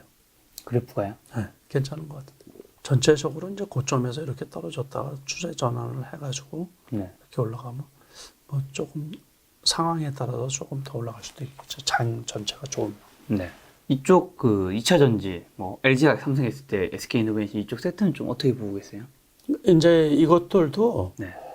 그 경쟁이 치열해지겠죠. 네. 그러니까는 여기에서는 이제 그 선반영이 된 부분들도 있고, 미래의 실적이 선반영된 부분들도 있고, 그래도 K 배터리가 세계적으로 이제 그 갖고 있는데 요번에 각 그 배터리 업체에서 중국에서 많이 쓰는 그 니켈보다 인산철 들어가 있는 쪽 그 배터리를 네. 쓰겠다 하는데 그걸 뭐 전체적으로 다 쓰는 건 아니고 그러다 보니까 이제 그 영향으로 주가가 좀 떨어진 부분들도 있거든요. 그렇다고 그냥 쭉 뻗어가고 그러지는 못하겠죠. 쭉 뻗어가고 그러지는 못하고. 근데 2차 전지 소재주 같은 경우 되게 많이 올랐잖아요. 많이 올라간 것들은 많이 올라갔죠. 근데 이렇게 어떻게 보면 2차 전지 이 3대장이지 않습니까? 네. 대장들은 이렇게 좀 그러니까 이거는 미리 올라가서 그러는 거예요. 미리 항상. 올라가서. 미리 올라가서 네. 원래 이제 그것도 자꾸 돌아가는 거죠. 자꾸. 그 에코프로라든가 그런 거에 많이 올라갔죠, 지금. 네. 네, 에코프로하고 에코프로 BM. 네. 에코프로도 그렇고 에코프로 BM도 그렇고. 네. 이거는 뭐 신고가인데. 네? 이런 건 신고가잖아. 쭉 올라왔다가 며칠 쉬었다가 또 쭉 네. 한번 배팅을 쭉 해. 그러니까는 그래서 우리가 그러니까는 이제 큰 주식들은 지수하고 영향이 많이 받죠. 지수 자체가 떨어지니까는 그런 것들은 이제 고점에서 이렇게 10%, 20%씩 다 떨어져 있는 상태인 거고 네. 이런 것들은 어떻게 보면 지수 영향을 덜 받는다고 이렇게 봐도 되겠죠. 그러니까 이제 저도 마찬가지지만 네. 늘 이제 새로운 종목에서 올라갈 거. 네. 그러니까는 이런 거를 이제 찾도록 노력을 해봐야죠. 그러니까 그거를 개별 기업 실적이 좋고 뭐 그게 중요한 거죠. 그러니까 요거 비슷한 종목이 있는데 LNF 이게 이제 요 경우도 마찬가지거든요. 네. 어제 그제 제가 말씀을 드렸던 건데 지난번에 요거 할 때 제가 이 다른 데서 이제 방송을 하다가 네. 윗꼬리가 달렸잖아요. 네네. 그래서 당분간 쉬겠다 그랬던 거예요. 그날.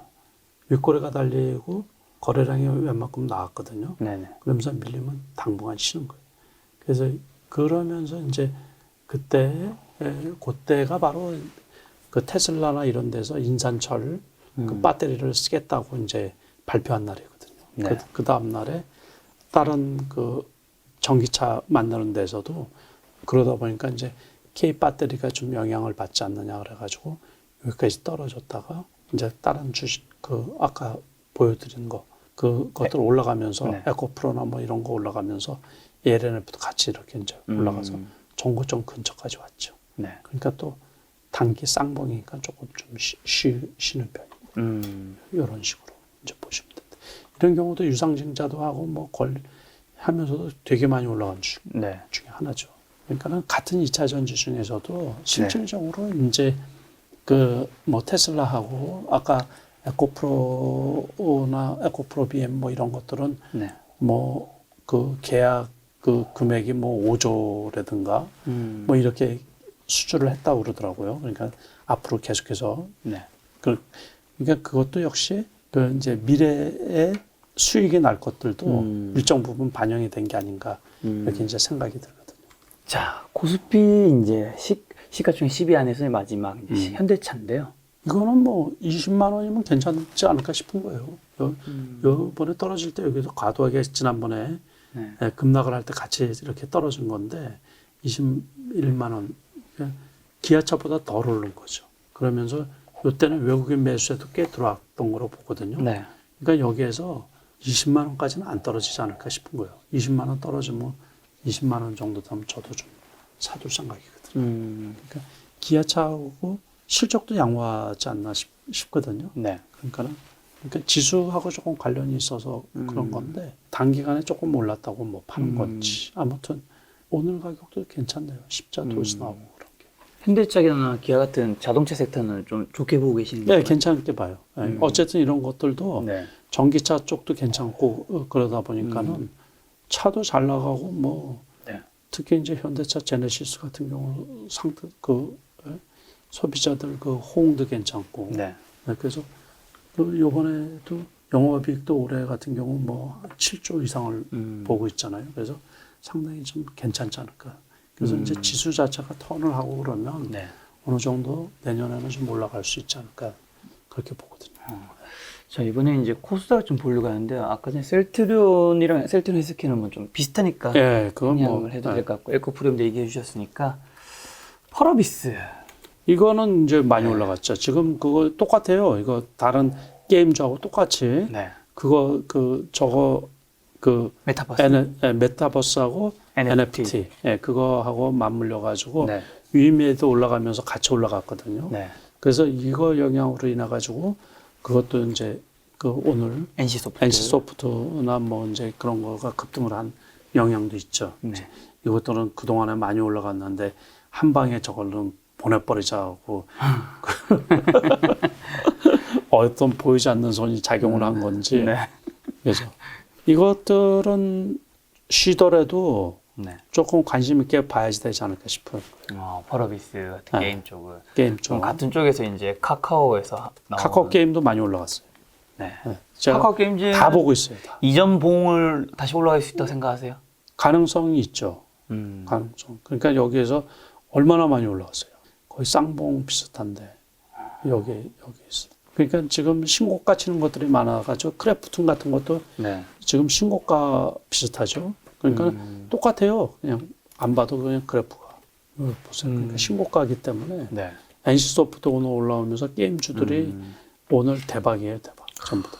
그럼 대표님 지금 크래프트, NC소프트, 넷마블, 뭐 펄어비스, 카카오 게임즈 같은 게임 자체를 유망하게 보신 것 같네요. 괜찮게 보고 있어요. 그러니까 그게 이제 결국에 메타버스 자체가 네. 처음에 그 게임 업종하고 유사하잖아요. 네. 그게 우리가 그 VR, AR 그 자체가 네. 그러니까 게임 업종이 확장됐다고 이렇게 보면 되고 그게 XR로 해가지고 거기에다가 이제 NFT하고 결합이 되다 보니까 네. 이게 성장하고 옛날에는 그냥 단순하게 우리가 이제 모바일 게임이나 뭐 이런 거로만 네. 제 생각을 했는데 네. 그게 메타버스하고 엮여지면서 가상현실 속에서의 새로운 세상을 만들어 나가는 거죠. 네. 그러다 보니까 성장하기에 이게 접목하기에 제일 좋죠. 섹터에서는 그렇죠. 게임 업종들이 그러다 보니까 네. 이게 요번에 많이 이제 올라간 거고 이 HLB 쪽은 이제 네. 결국에 이제 그 마찬가지죠. 요번에 제약주들이 떨어지면서 네. 같이 덤탱이로 그냥 같이 떨어지는 거예요. 전부 다. HLB는 뭐 네. 다른 것들이 다 그래요. 이게 투자자분들 되게 속이 많이 상하시겠어요. 그러니까 이런 것들을 우리가 기본적으로 네. 이제 이렇게 올라가다가 역배열이 나오잖아요. 네. 그러면 무조건 초창기에 팔아야 돼. 일단 팔고서 보는 거예요. 제가 이런 강의를 10년 전에 했던 거거든요. 멀리서 보면 어떤 모양이에요? 산이죠, 산. 네. 산이요. 산을 그리는 투자법. 그래가지고 네. 제가 10년 전에 얘기했던 거죠. 그러니까 10년 전이면 뭐 하셨어요? 그때? 10년 전에요? 저 대학교 졸업했습니다. 저 학교 30살에 졸업했거든요. 그러니까 여기서 일단은 이렇게 여기가 이제 기습 올라가기 전에 등산하기 전에 여기가 초입이라고 생각을 하자고요. 그래서 꾸역꾸역 올라갔어요. 네. 그런데 이렇게 해서 이럴 때는 이제 우리가 부채꼴처럼 정배열로 이렇게 확 펴지잖아요. 네네. 그래서 이럴 때 보면 이제 골든 크로스가 발생하고 이렇게 뒤집어졌다가 그래서 이런 거를 우리가 아까 하고 매칭을 시키면 그래프가 이렇게 떨어질 때는 이제 역배열이잖아요. 역배열. 네. 역배열이었다가 이게 만나면서 기간 조정이 필요하다는 얘기예요. 네네네. 그래서 이런 과정을 거쳐서 이게 올라올 수 있는. 이제 정배열되기 전에 골든 크로스가 발생하거든요. 그러면서 부채꼴처럼 활짝 펴져 있잖아요. 네. 그러면 주가가 계속해서 올라갈 것 같죠. 그러다가 이제 어느 순간에 꼭지에 오면 이 시그널을 보여줘요. 이렇게 이제 장대 양봉이었다가 장대 음봉이었다가 그러면서 하면서 벌써 여기서 꺾이는 게 보이죠. 네. 그러면서 이제 역배열로 가려고 그래 이렇게. 그러면 무조건 파는 거예요, 그냥. 그러니까 팔고 보자. 네, 팔고서 다시 기다려도 되니까. 네, 한참 기다려보는 거예요. 그냥 한참 그리고 이렇게 떨어질 때는 소위 말해서 11선이라고 받으면 안 되고 21선이라고 받으면 안 돼요. 61선이라고 받으면 또 떨어진다고. 여기에서 보니까 61선 깨지니까 반등 올 것 같았잖아요. 살짝 속임수라고 그러면서 계속해서 떨어져.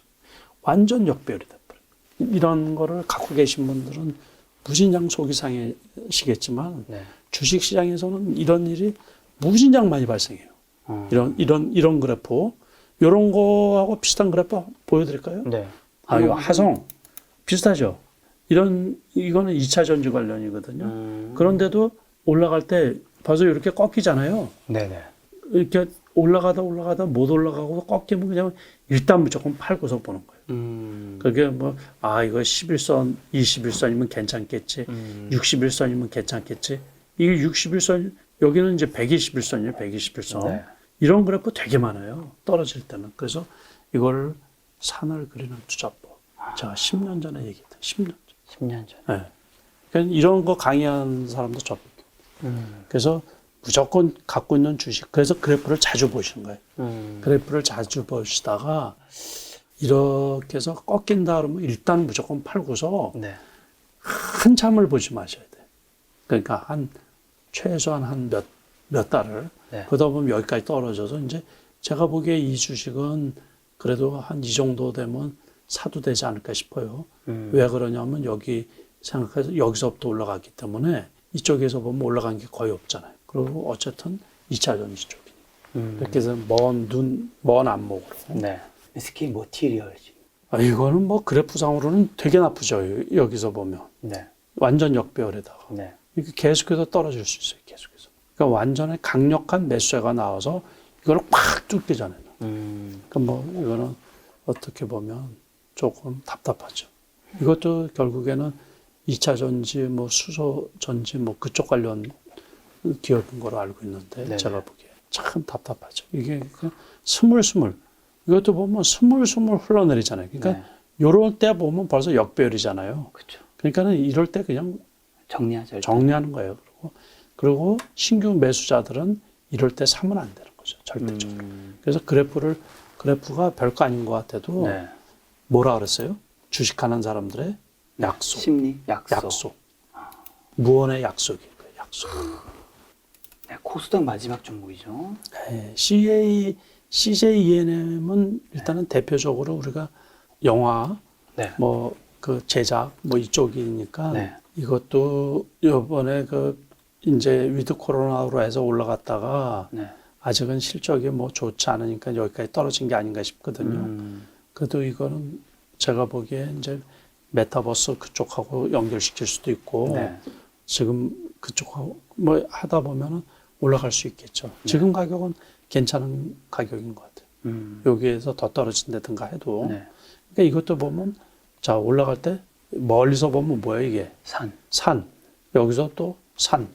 그러니까는 한참 텀을 두고서 자 올라갈 때 초창기에 있잖아요. 네. 초기에는 이렇게 처음에 올라가고 그러면은 시작되기 전에 그럴 때는 이렇게 떨어질 때 무조건 사는 거예요. 그러다가 많이 올라갔다가 역배열로 나오죠. 네. 그럼 무조건 파는 거예요. 무조건 팔고서 한참 어디까지 올라가기 전에 기습. 이쪽 산에서 우리가 올라가면 저쪽 산 바닥까지 오면 이제 정상 아니에요. 하산. 네, 하산 끝날 때 그 다음에 다시 보는 거예요. 다시. 이게 크게 봐서 이렇게 네.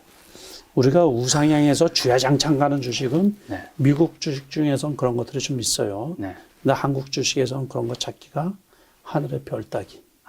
네, 그래서 장기 투자가 무조건 대세는 네. 아니다.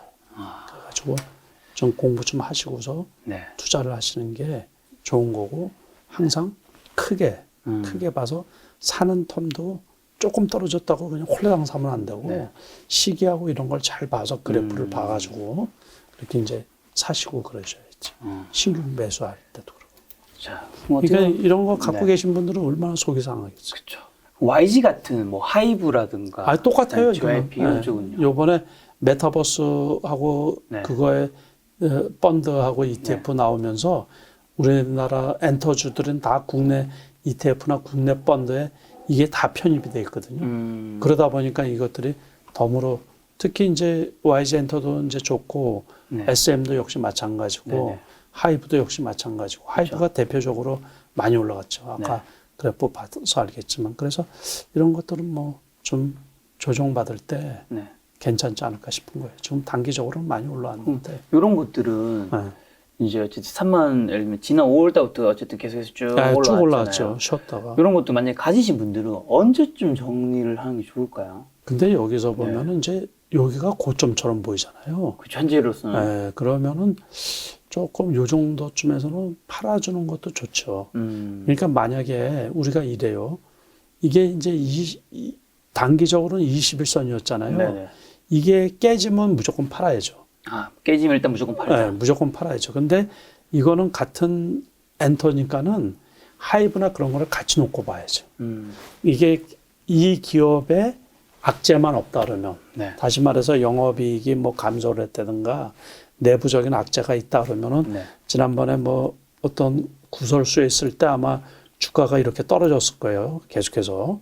그러다가 이제 그게 희석이 되고서 SM 올라가는 거나 뭐 똑같아요. 이게 다 똑같아요. 그러니까 같은 업종이 이거 올라갈 때 이제 시작을 해가지고 아마 네. 그 주식도 살펴보면 올라갔을 거예요. 그러니까 여기서부터 올라가가지고 이거 엄청 많이 올랐잖아요. 그런데 여기서는 지금 이제 새로 나중에 한 6개월 정도 지나고 나면 그래프가 달라지거든요. 그럴 때 이제 그래프 때문에 이제 한 7만 원, 6만 5천 원 여기가 그냥 형성이 되어 있을 거예요. 이거는 제가 보기에 다시 이 가격으로 떨어질 일이 거의 없을 거로 보거든요. 그러니까는 단기적으로는 한 6만 5천 원이면 저점이고 이제 8만 5천 원이면 고점이고 여기에서 이제 맴맴거리지 않을까 싶은 거예요. 그러니까 장기적으로 하이브 같은 경우도 조금 많이 왔다고 생각이 들거든요. 네. 뭐 38만 원, 39만 원 뭐 이 정도가 되면은 그러니까는 지금 SM은 지금 20의 이평선이 깨졌네요. 그렇죠. 그렇지만 YG는 안 깨졌지만. 그렇지만 이제 단기적으로 보면 그런데 같은 맥락으로 이렇게 보세요. 그냥 이렇게 보면 여기에서 요것만 보면 되게 나쁘죠. 요것만. 네. 그런데 우리가 하이브나 SM이나 그 YG나 뭐 같은 쪽이니까는 네. 그걸 같이 세 개를 같이 놔두고서 보지로. 그러니까 요번에 그 메타버스 펀드라든가 네. 그 ETF에 이 기업이 빠지고 저거만 들어가고 그러지는 않거든요. 세계 기업이 거의 대부분 다 들어가 있어요. 근데 하이브가 편입이 제일 많이 되어 있더라고요. 네. 그러다 보니까 그게 주가가 요번에 제일 어쨌든 시가총액이 제일 크고 네. 지금 대장주 역할을 하다 보니까 그게 편입이 다 되어 있거든요. 그러다 보니까 그 주식이 제일 많이 올라간 거로 보이고 이거는 원래는 이제 매각설 때문에 여기서 그렇죠. 이제 급등을 올랐죠. 했던 거죠, 이게. 올랐죠. 그래. 근데 어쨌든 많이 올라간 거예요. 자, 이번에는 좀 그 시청자분들이 인기 검색 종목 중 하나 불리던데 LG전자. 이거는 저도 모르겠어요. 아, 왜요? 왜 다 아니. 설명해 주셨는데 이건 왜 아니, 모르시겠어요? 이거는 떨어질 이유가 없는데 떨어지는 게 떨어진 이유가 없는데 왜 떨어졌어요? 실적도 그러니까 실적도 좋고 그러는데 네. 결국에는 안 산다는 얘기죠. 팔고서. 다시 말해서 뭐 그거를 어떻게 설명을 해야 되나. 그러니까 저도 고민인 게 그거예요. 보면 다 알거든요. 저게 네. 17만 원 뭐 이 정도 갔던 게 이게 대기업체 그리고 LG의 메인 주력 기업인데 네. 이거 실적도 좋아요. 그런데 이게 지금 떨어져도 보통 떨어진 게 아니죠. 12만 원 밑에 떨어졌다는 게 그래서 이제 제가 생각하는 건 뭐냐면 혹시 메인이 아니라서 그런 게 아닌가 싶어서. 메인? 그러니까 가전 이게 지금 우리가 가전이잖아요. 가전 LG전자가 물론 그 애플카하고 협업해가지고서 뭐 이 투자하고 뭐 한다고 그러는데 네. 그거 빼놓고서는 메인이 아니잖아요. 반도체라든가 그렇죠, 아니죠. 메타버스라든가 뭐 이런 것처럼. 스마트폰도 아니고. 그러니까 2차 전지도 아니고. 그래서 제가 보기에 메인이 아니라서 저렇게 빠지는 건가. 네. 저도 고민을 많이 했거든요. 설득력 있는데. 이거를 어떻게 설명을 해야 될까. 그러니까 아무튼 안 사니까 빠지는 거 아니에요. 그러니까 그렇죠. 메리트가 있어야지 살 텐데 네. 단순히 그냥 국내에 머물러 있는 그러니까 가전이라서 그런가. 저도 고민을 많이 했어요. 네. 그런데 설명할 길이 달리 없어요. 그래서 저도 설명을 어떻게 해드려야 되나. 네. 그러니까 이거 물어봤어요. 근데 이제 평상시에 저 종목에 관해서 제가 고민을 많이 했거든요. 왜 저는 한 주도 안 갖고 있어요. 네. 그런데 왜 대형주고 우리나라 대표 기업 중에 하나인데 네. 주가가 저렇게 터무니없이 빠지나 싶은 게 기대 심리 때문에 올라간 건가. 그때 17만 원 갔을 때. 근데 무슨 뭐 큰 사건이 있기 전에는 그 대형주가 그래 개별주처럼 그래 엄청 많이 빠진 거 아니에요. 5만 원씩 빠졌으면 30% 정도 빠진 거네요. 고점. 그죠? 그렇죠. 17만 4천에서 17만 7천 원. 그러니까 30% 정도 빠진데 지금 그래프 보면 더 나빠요. 지금 여기에서 이렇게 턴하고 올라가야 되는데 개파락한 거 아니에요. 개파락. 어이가 없나 어이가. 오늘 조금 매수가 들어와서 조금 거래량은 조금 늘었는데 그래서 이거는 보면 참 설명할 필요 없네요. 어떻게 보면 사람들이 요즘 관심 있는 키워드들과는 좀 관련이 없긴 하네요. 그렇죠. 메타버스도 아니고 그래서 반도체도 아니고 뭐도 그런가 아니고. 2차 전지도 아니고 네. 그러니까 그 당시 이제 애플카로 해가지고서 뭐 이제 차 전장 산업 네. 이제 우리가 그 가전만 알고 있다가 차 전장 산업에 네. 이제 뛰어든다고 그래서 그랬는데 기대 심리 때문에 올라가서 그런지. 그래서 참 안타깝지만 뭐 따로 어떻게 설명드리기가 조금 뭐하더라고요. 최근에 테슬라가 네. 1200달러 돌파했었잖아요. 네. 다시 갑자기 일론 머스크가 네. 자기 주식 좀 팔아야 될 것 같다고 얘기하는 바람에 1000달러 근처까지 왔다가 다시 보고 있는데 네. 어떻게 보세요? 테슬라? 그러니까 그래도 어제 이제 급락을 했는데 네. 테슬라는 그래도 소폭 반등을 조금 올랐더라고요. 네. 조금 올랐는데 저도 조금 불안해요. 그래가지고 지금 1200 갔다가 1067. 10포인트 정도 떨어졌거든요. 이 차트는 좀 어떻게 보십니까? 요 급락을 했는데 이제 의견이 분분하죠. 이게 뭐 1,800불까지 간다는 둥 또는 뭐 150달러까지 이제 뭐 2,000 슬라도 보인다는 얘기도 있습니다. 1,800달러까지 간다는 둥 또 어떤 쪽에서는 뭐 200불까지 떨어진다는 둥. 제가 이 테슬라 주주입니다. 저 어떻게 해야 됩니까? 저도 수익이 많이 났다가 요 날에 요거 나오자마자 팔았어요. 꺾이자마자. 꺾이자마자. 그리고 그 말이 있을 때. 그래서 팔아서 지금 이제 아주 조금만 갖고 있거든요. 보초식으로. 그냥 갖고 있는데 일단은 괜찮을 것 같아요. 그리고 이제 테슬라를 10% 팔았다 그랬잖아요. 팔고서, 그러니까 악재는 나왔죠, 일단. 다 해결이 됐으니까. 그러고서는 요 가격대에서는 그러니까 10%뭐 떨어져 봤자, 그리고 어쨌든 1등 기업이잖아요, 1등 기업. 그러다 보니까는. 그렇죠. 1등 기업이고, 뭐, 그 부정적으로 보는 쪽에서는 그러는데, 저는 일단은 괜찮지 않을까 봐요. 아무튼, 그동안에 테슬라가 우여곡절 끝에 지금 자리까지 왔거든요. 리스크들을 다 제거를 하고서 왔죠. 과거에 뭐 화재도 많이 나고 뭐 여러 가지 많이 있었잖아요. 그러니까 이게 미국 기업들이 제가 앞에서 말씀드린 것처럼 스타트업일 때 특히 이건 제조잖아요. 제조. 그러면 그 설비 투자하고 뭐 물론 이제 직접 뭐 배터리를 생산해내고 그런 건 아니지만은 그렇지만 그 돈이 엄청 많이 끌어다 쓰고 부채가 되게 많이 크잖아요. 그런데 한번 돈을 벌면 요번에 분기 실적 발표할 때도 폭발적으로 이렇게 이제 돈을 벌잖아요. 전 세계를 대상으로 하다 보니까. 그러니까 그런데 지금은 이제 테슬라 말고도 각 그 내연기관 자동차 업체들이 다 이제 전기차를 만들어낸단 말이에요. 우리나라 현대차도 2030년에는 내연기관차를 안 만들겠다 할 정도로 그러다 보니까 이제 경쟁은 치열해져서 시장 점유율을 확대하는 데 지장은 있을 수 있어요. 그러니까는 그게 새로운 도전이고 위기일 수는 있죠. 그래도 여기에서는 제가 추가적으로 뭐 적극적으로 사기는 조금 부담스러운데 원체 많이 올라왔잖아요. 그러니까 액면 분할을 하고서도 거기에서도 지금 2배 이상 올라왔으니까는 그러니까는 좀 부담스럽긴 한데 조금 지켜봐야죠. 그래서 저는 적극적으로 권유하지는 않아요. 지금 가격대에서. 지금 가격대는 좀 많이 무거운 상태이긴 한데. 그러니까는 조금 더 지켜보자고. 대표님 같은 경우 한국 주식을 사실 메인으로 하시잖아요. 해외 주식, 미국 주식도 차트 투자로 좀 어떻게 좀 적용 많이 가능한 봐요. 분야라고 생각하세요? 그 충분히 가능해요.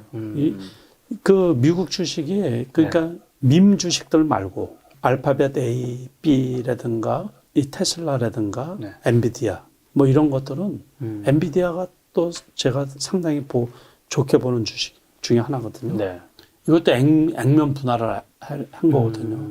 액면 분할하고서 제가 액면 분할하기 전에 샀는데 그러고서 액면 분할하고서 여기서 떨어질 때 있잖아요. 추가로 조금 더 사고 그랬거든요. 근데 상당히 견조하게 올라가고 성장성도 좋고 그래서 저도 역시 이제 밈 주식은 말고 가급적이면 검증된 주식들 있잖아요. 그런 주식들을 그 차트 보고서 많이 올라왔다 싶으면 이제 팔고 그러고서 많이 떨어져 있다 싶으면 이제 사고 그래서 주로 이제 저런 주식들 주로 하고 항공주들도 하고 그러는데 역시 이제 그런 것들은 메인이 아니다 보니까는 회복하고 일시적으로 우리가 앞에서 보여드린 것처럼 그 호텔 신라나 뭐 이런 것처럼 그래서 철저하게 그 미국 주식은 당장의 실적이 중요하더라고요. 실적. 그래서 지난번에 아마존 같은 경우 그 실적이 부진하게 나와서 네. 떨어졌다가 떨어져봤자 원체 비싸니까 그 아마존이 지금 3,000불에 넘거든요. 그러니까 단기 그래프를 보면 거기서 급락을 한 거죠. 그렇지만 그 안에서 매매만 하는 거예요. 그런 것들도 이제 차트 보고서 하면 상당히 좀 괜찮은 편이에요. 안정적이고 과열이다 싶고 징후가 그렇다 그러면 네. 이제 팔고. 네. 근데 저는 거의 대부분 예약 주문으로 해서 사고 팔고 하거든요. 실시간으로 보기가 뭐하니까. 그렇지만 네. 이제 우리나라 시간으로 11시 반이지만은 네. 사전 거래가 돼요. 그 미국 주식은 또 애프터 지정가라고 있어요. 장이 끝난 다음에도 또 우리 시간으로 7시까지 거래가 돼요. 네네. 네, 그래서 우리 시간의 거래하고 비슷한 거예요. 우리나라 장전 시간에가 있고 장후 시간에 거래하는 것처럼 미국 주식도 이제 그런데 미국 주식은 거래량이 되게 많죠. 거기 우리나라 단일가 거래하고 조금 차이가 있는데 네. 아무튼 미국은 프리하게 이제 장전, 애프터 지정가 뭐 그렇게 장후 네. 그 거래 그 시간대는 이제 가능할 때는 이제 그때 거래를 할 때도 있거든요. 대표님은 한국 주식을 메인으로 더 많이 하시지만 네. 예를 들면 지금부터 한 3년, 5년 뒤에 네. 한국 주식과 미국 주식이 어느 쪽이 더 많이 올라가 있을까라고 생각하시면 네. 일단 어느 쪽 생각하세요? 지수 자체로 본다면 그냥 뭐 미국 나스닥이 주식이 더 많이 가. 올랐다 생각하시잖아요. 네. 네. 그러면 그 개인 투자자는 사실 네. 이 개별 종목 한국 주식에서 이거를 찾기가 참 쉽지 않잖아요. 예. 차라리 미국 주식 하는 게 낫지 않을까요? 그럴 수도 있죠. 네. 그래서 저 요즘 부쩍 그 생각이 많이 들거든요. 그것도 이제 아니, 한국 주식은 약간 프로리그 같아요. 이거 저기 애국심을 가져야죠. 애국심을. 아니 애국심 이전에 우리 돈이 얼마나 중요한 건데요, 대표님. 그것도 그렇죠. 뭐 네. 미국 주식 한다고 애국심이 없는 건 아니고 네네. 오히려 이제 저도 미국 주식을 적극적으로 권유했던 사람 중에 하나가 네. 그 국민들이 미국 주식을 갖고 있다라는 것은 달러를 갖고 있다는 그렇죠. 거랑 마찬가지잖아요. 그렇죠. 그러니까 외환 보유를 하고 있다라는 의미에서 네. 정책적인 면에서도 상당히 긍정적인 거죠. 그리고 그렇죠. 거기서 또 돈 벌어가지고 우리나라에다가 세금도 내고 그러면 얼마나 좋아요. 그래. 네. 막 1억씩 벌으면 2천만 원씩 세금 내고 그러거든요. 세금 많이 내야 되죠. 그럼요. 그리고 나라 재정도 튼튼해지고. 그러니까 미국 주식에서 돈 버는 분들은 애국자예요, 애국자. 그래서 더 좋은 거예요. 그러니까 이제 지금은 국내 주식에서 네. 비과세지만 우리도 이제 내후년부터 네. 이제 과세가 되잖아요. 그렇죠. 그러니까 뭐 그런 투자자분들이 이렇게 잘 판단하셔서 정할 문제라고 생각이 드는데 조금 더 안정적인 거는 제가 해보면 안정적인 건 안정적인 거예요. 그러니까 특히 또 미국은 실적이 좀 굉장히 좀 비례해서 그래도 올라갔다. 그렇죠. 예, 그렇죠. 예. 한국은 약간 좀 그 언밸런스인 네. 경우가 있고 외국인 그 포지션에 따라서 네. 주가에 영향을 많이 받다 보니까는 그러니까요. 그리고 이제 또 미국도 물론 공매도 또 치고 그러지만은 원체 사이즈가 크다 보니까는 그 공매도 세력이 웬만해서는 이기기가 어렵죠. 그러니까는 합리적인 투자가 비교해요. 거기도 이제 그 상한선이 없다 보니까는 밈 주식 같은 경우는 뭐 급등했다가 급락하고 뭐 그러는데 일반적인 주식 저희가 알고 있는 네. 일반적인 주식들은 이제 보다도 좀 안정적이지 않나 이제 제가 평상시에 느끼기에 그렇게 느끼고 있습니다. 지금 이제 한국 주식에서 좀 이제 연말 맞이해서 좀 배당주 투자는 좀 어떻게 그러니까 보세요? 그 일전에도 말씀드렸는지 모르지만 저는 이제 배당만 받으려고 배당주 투자를 하지는 않거든요. 네네. 배당을 받고 주가가 떨어져 버리면 네. 꽝이잖아요, 이게. 그렇죠, 그렇죠. 그러니까 배당도 받고 주가도 올라가고. 네네. 그래서 항상 미리 하는 게 아니고 네. 12월 달에 맞춰가지고 네. 저는 이제 가급적이면 대주주 그걸 피하려고 저도 분산해서 투자를 하거든요, 항상. 그러니까 이제 그때 날짜를 이렇게 계산해서 주가가 조금 싼 날 해서 배당도 괜찮게 하고 주가가 그 다음에 내년도 배당 납된 다음에 회복이 될 수 있는 주식 위주로 해가지고 하는 편이에요. 그래서 지난해 같은 경우도 뭐 삼성전자라든가 지난해는 이제 삼성전자 특별 배당금까지 해가지고 상당히 배당을 많이 했죠. 그렇죠, 그렇죠. 네, 그래서 올해도 역시 이제 삼성전자 같은 거는 뭐 지금 갖고 있는 것도 있고 네.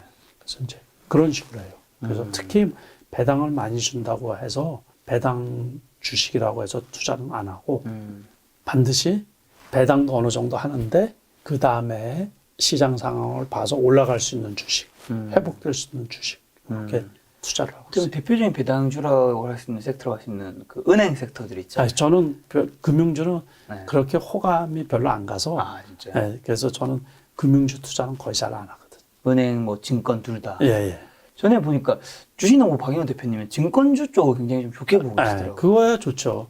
증권주는 좋아요, 좋긴. 그거는 뭐 주식 시장도 사이즈도 커지고 네. 또 이제 거래 수수료 외 쪽으로 네. IB 쪽 투자를 해가지고 성과들을 그 증권 회사들이 많이 내거든요. 네네. 그래서 영업이익도 되게 커졌어요. 무진장 커요.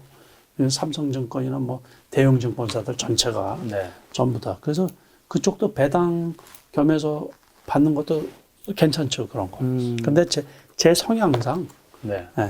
금융주 쪽 투자를 잘 안 하고 역시 주식 시장은 어떤 게 좋다고요? 새로운 거.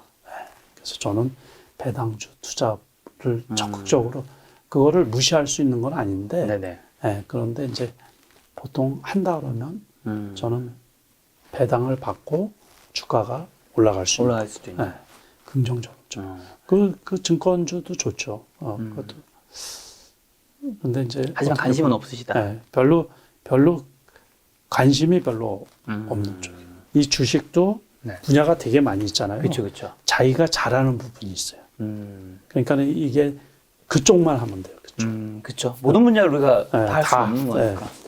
자, 그럼 내년에 이제 대선이니까 아무래도 정책들이랑 공약들이 많이 나올 수밖에 없잖아요. 가장 관련된 건설 쪽.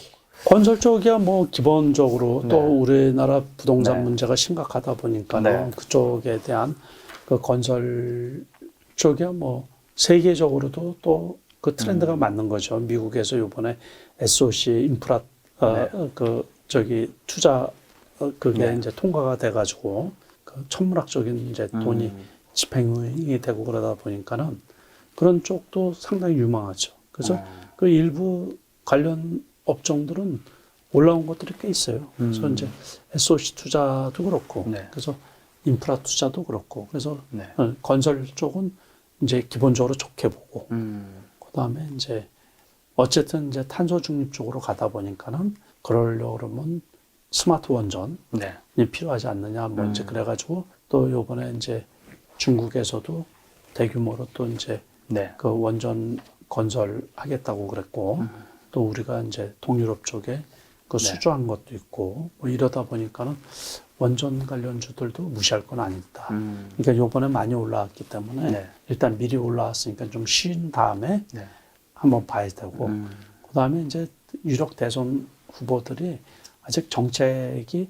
뭐 나올 게 뭐 별로 뚜렷하게 이렇게 각인시킬 만한 그런 건 없고, 일자리 문제는 늘 화두가 되는 거죠. 양질의 일자리. 이 문제, 뭐 이제 그런 쪽은 우리가 관심 있게 봐야 되고, 뚜렷하게 다른 것들은 이렇게 짚히는 게 없네요, 이제. K 엔터라든가 K 콘텐츠가 어쨌든 지금 퍼져나가고 있으니까, K 푸드라고 할 수 있는 식음료 쪽은 당연히 좀 좋게 보실까요, 대표님은? 그것도 괜찮은데, 너무 이제 기업들이 많은 데다가 주력 산업, 메인 산업이라고 하기는 좀 그렇잖아요. 그러니까, 그리고 또 그 푸드라는 거는 늘상 있던 거지. 그렇죠. 그러니까 그게 산업으로 자리매김, 큰 사이즈로 자리매김, 지수를 견인한다든가 어떤 그 주도 섹터가 되긴 힘들다. 그렇죠. 주도 섹터로 등장하기는 좀 어렵지 않나 이렇게 생각이 들거든요. 그러니까 스몰 캡으로는 항상 나올 수가 있는 거죠. 그러니까 모든 거를 보기는 보는데 그렇다고 해서 뭐 굳이 그거를 뭐 집어넣을 필요가 있나? 그런 그럼 새로운 거라는 측면에서는 올해 좀 간혹 이야기 좀 많이 들리는 이제 우주항공 섹터 뭐 이런 쪽 있잖아요. 이건 새로운 거긴 한데 좀 언급이 없으시네요. 아유, 그거는 좀 너무 먼 건가요? 아직은? 그렇죠. 그러니까는 그거를 우리가 수소했는데 수소 관련주들이 올라가다가 많이 떨어졌죠. 우주 산업도 미국에서 이제 상업용 위성을 쏘아 올려가지고서 그때 반짝이고서 다시 주저앉았단 말이에요. 네. 그렇죠? 세트리가이라든가 뭐 한국 똑같아요. 그래서 이런 것들이 일회성이고 테마성이지. 그러니까 당장 저게 큰 돈을 벌어들이고 그런 건 아니라는 거죠. 그러니까 스몰 캡으로는 항상 나올 수가 있어요. 네. 그러니까 그거는 그때그때 대응하라는 네. 얘기예요. 그러니까 중장기 투자로 갖고 가기는 좀 버겁다라는 얘기죠. 대표님이 가장 조금 새로운 거라고 볼 수 있는 건 메타버스랑 NFT. 그게 좀 핵심으로 보시는 조금 지속될 가능성이 있지 않을까. 그러다가 우리가 내년을 또 한번 살펴봐야죠. 그러니까 너무 원래 제가 하는 투자 방법 중에 그게 있어요. 그러니까는 뭐냐면 내년장을 미리 걱정하고 그러지 말라고요. 그러니까 내년에 뭐가 될 건지. 그러니까 항상 오픈 마인드 가지고 유연한 사고력을 가지고 사람들이 투기꾼이 아니고 사람들이 돈에 대한 속성을 믿으면 돼요. 그건 또 이 주식하고는 별개 전혀 관계가 없는 것 같잖아요. 이게 무슨 말이냐면 사람들 있잖아요.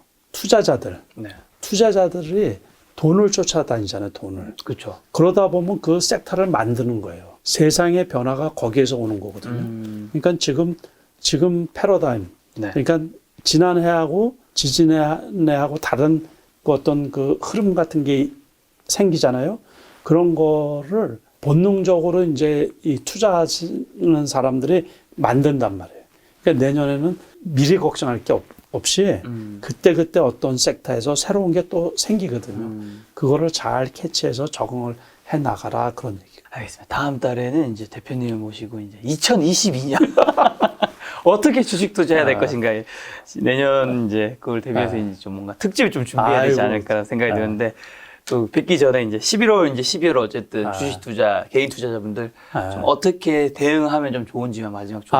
어려운 시기예요. 저도 역시 어렵습니다. 그러니까 좀 마음을 좀 잘 다스리시고 너무 급하지 않게 그리고 또 있는 계좌 관리 좀 잘하시고 슬기롭게 잘 헤쳐나가셨으면 좋겠습니다. 기다리다 보면 또 좋은 때가 있겠죠. 그래서 우리가 희망을 버리지 말고 또 어려울 때 슬기롭게 헤쳐나가고 시드머니가 있어야 돼. 시드머니. 그래야지 그 또 이제 장 좋을 때 투자를 할 수가 있으니까 시드머니를 잃지 않는 그런 여러분들이 되셨으면 좋겠습니다. 오늘 만남의 손님은 경험 투자자 남석환 대표님이었습니다. 지금까지 여러분 소중한 시간을 함께해 주셔서 정말 감사합니다. 오늘도 김 작가였습니다. 고생 많으셨습니다. 예, 감사합니다.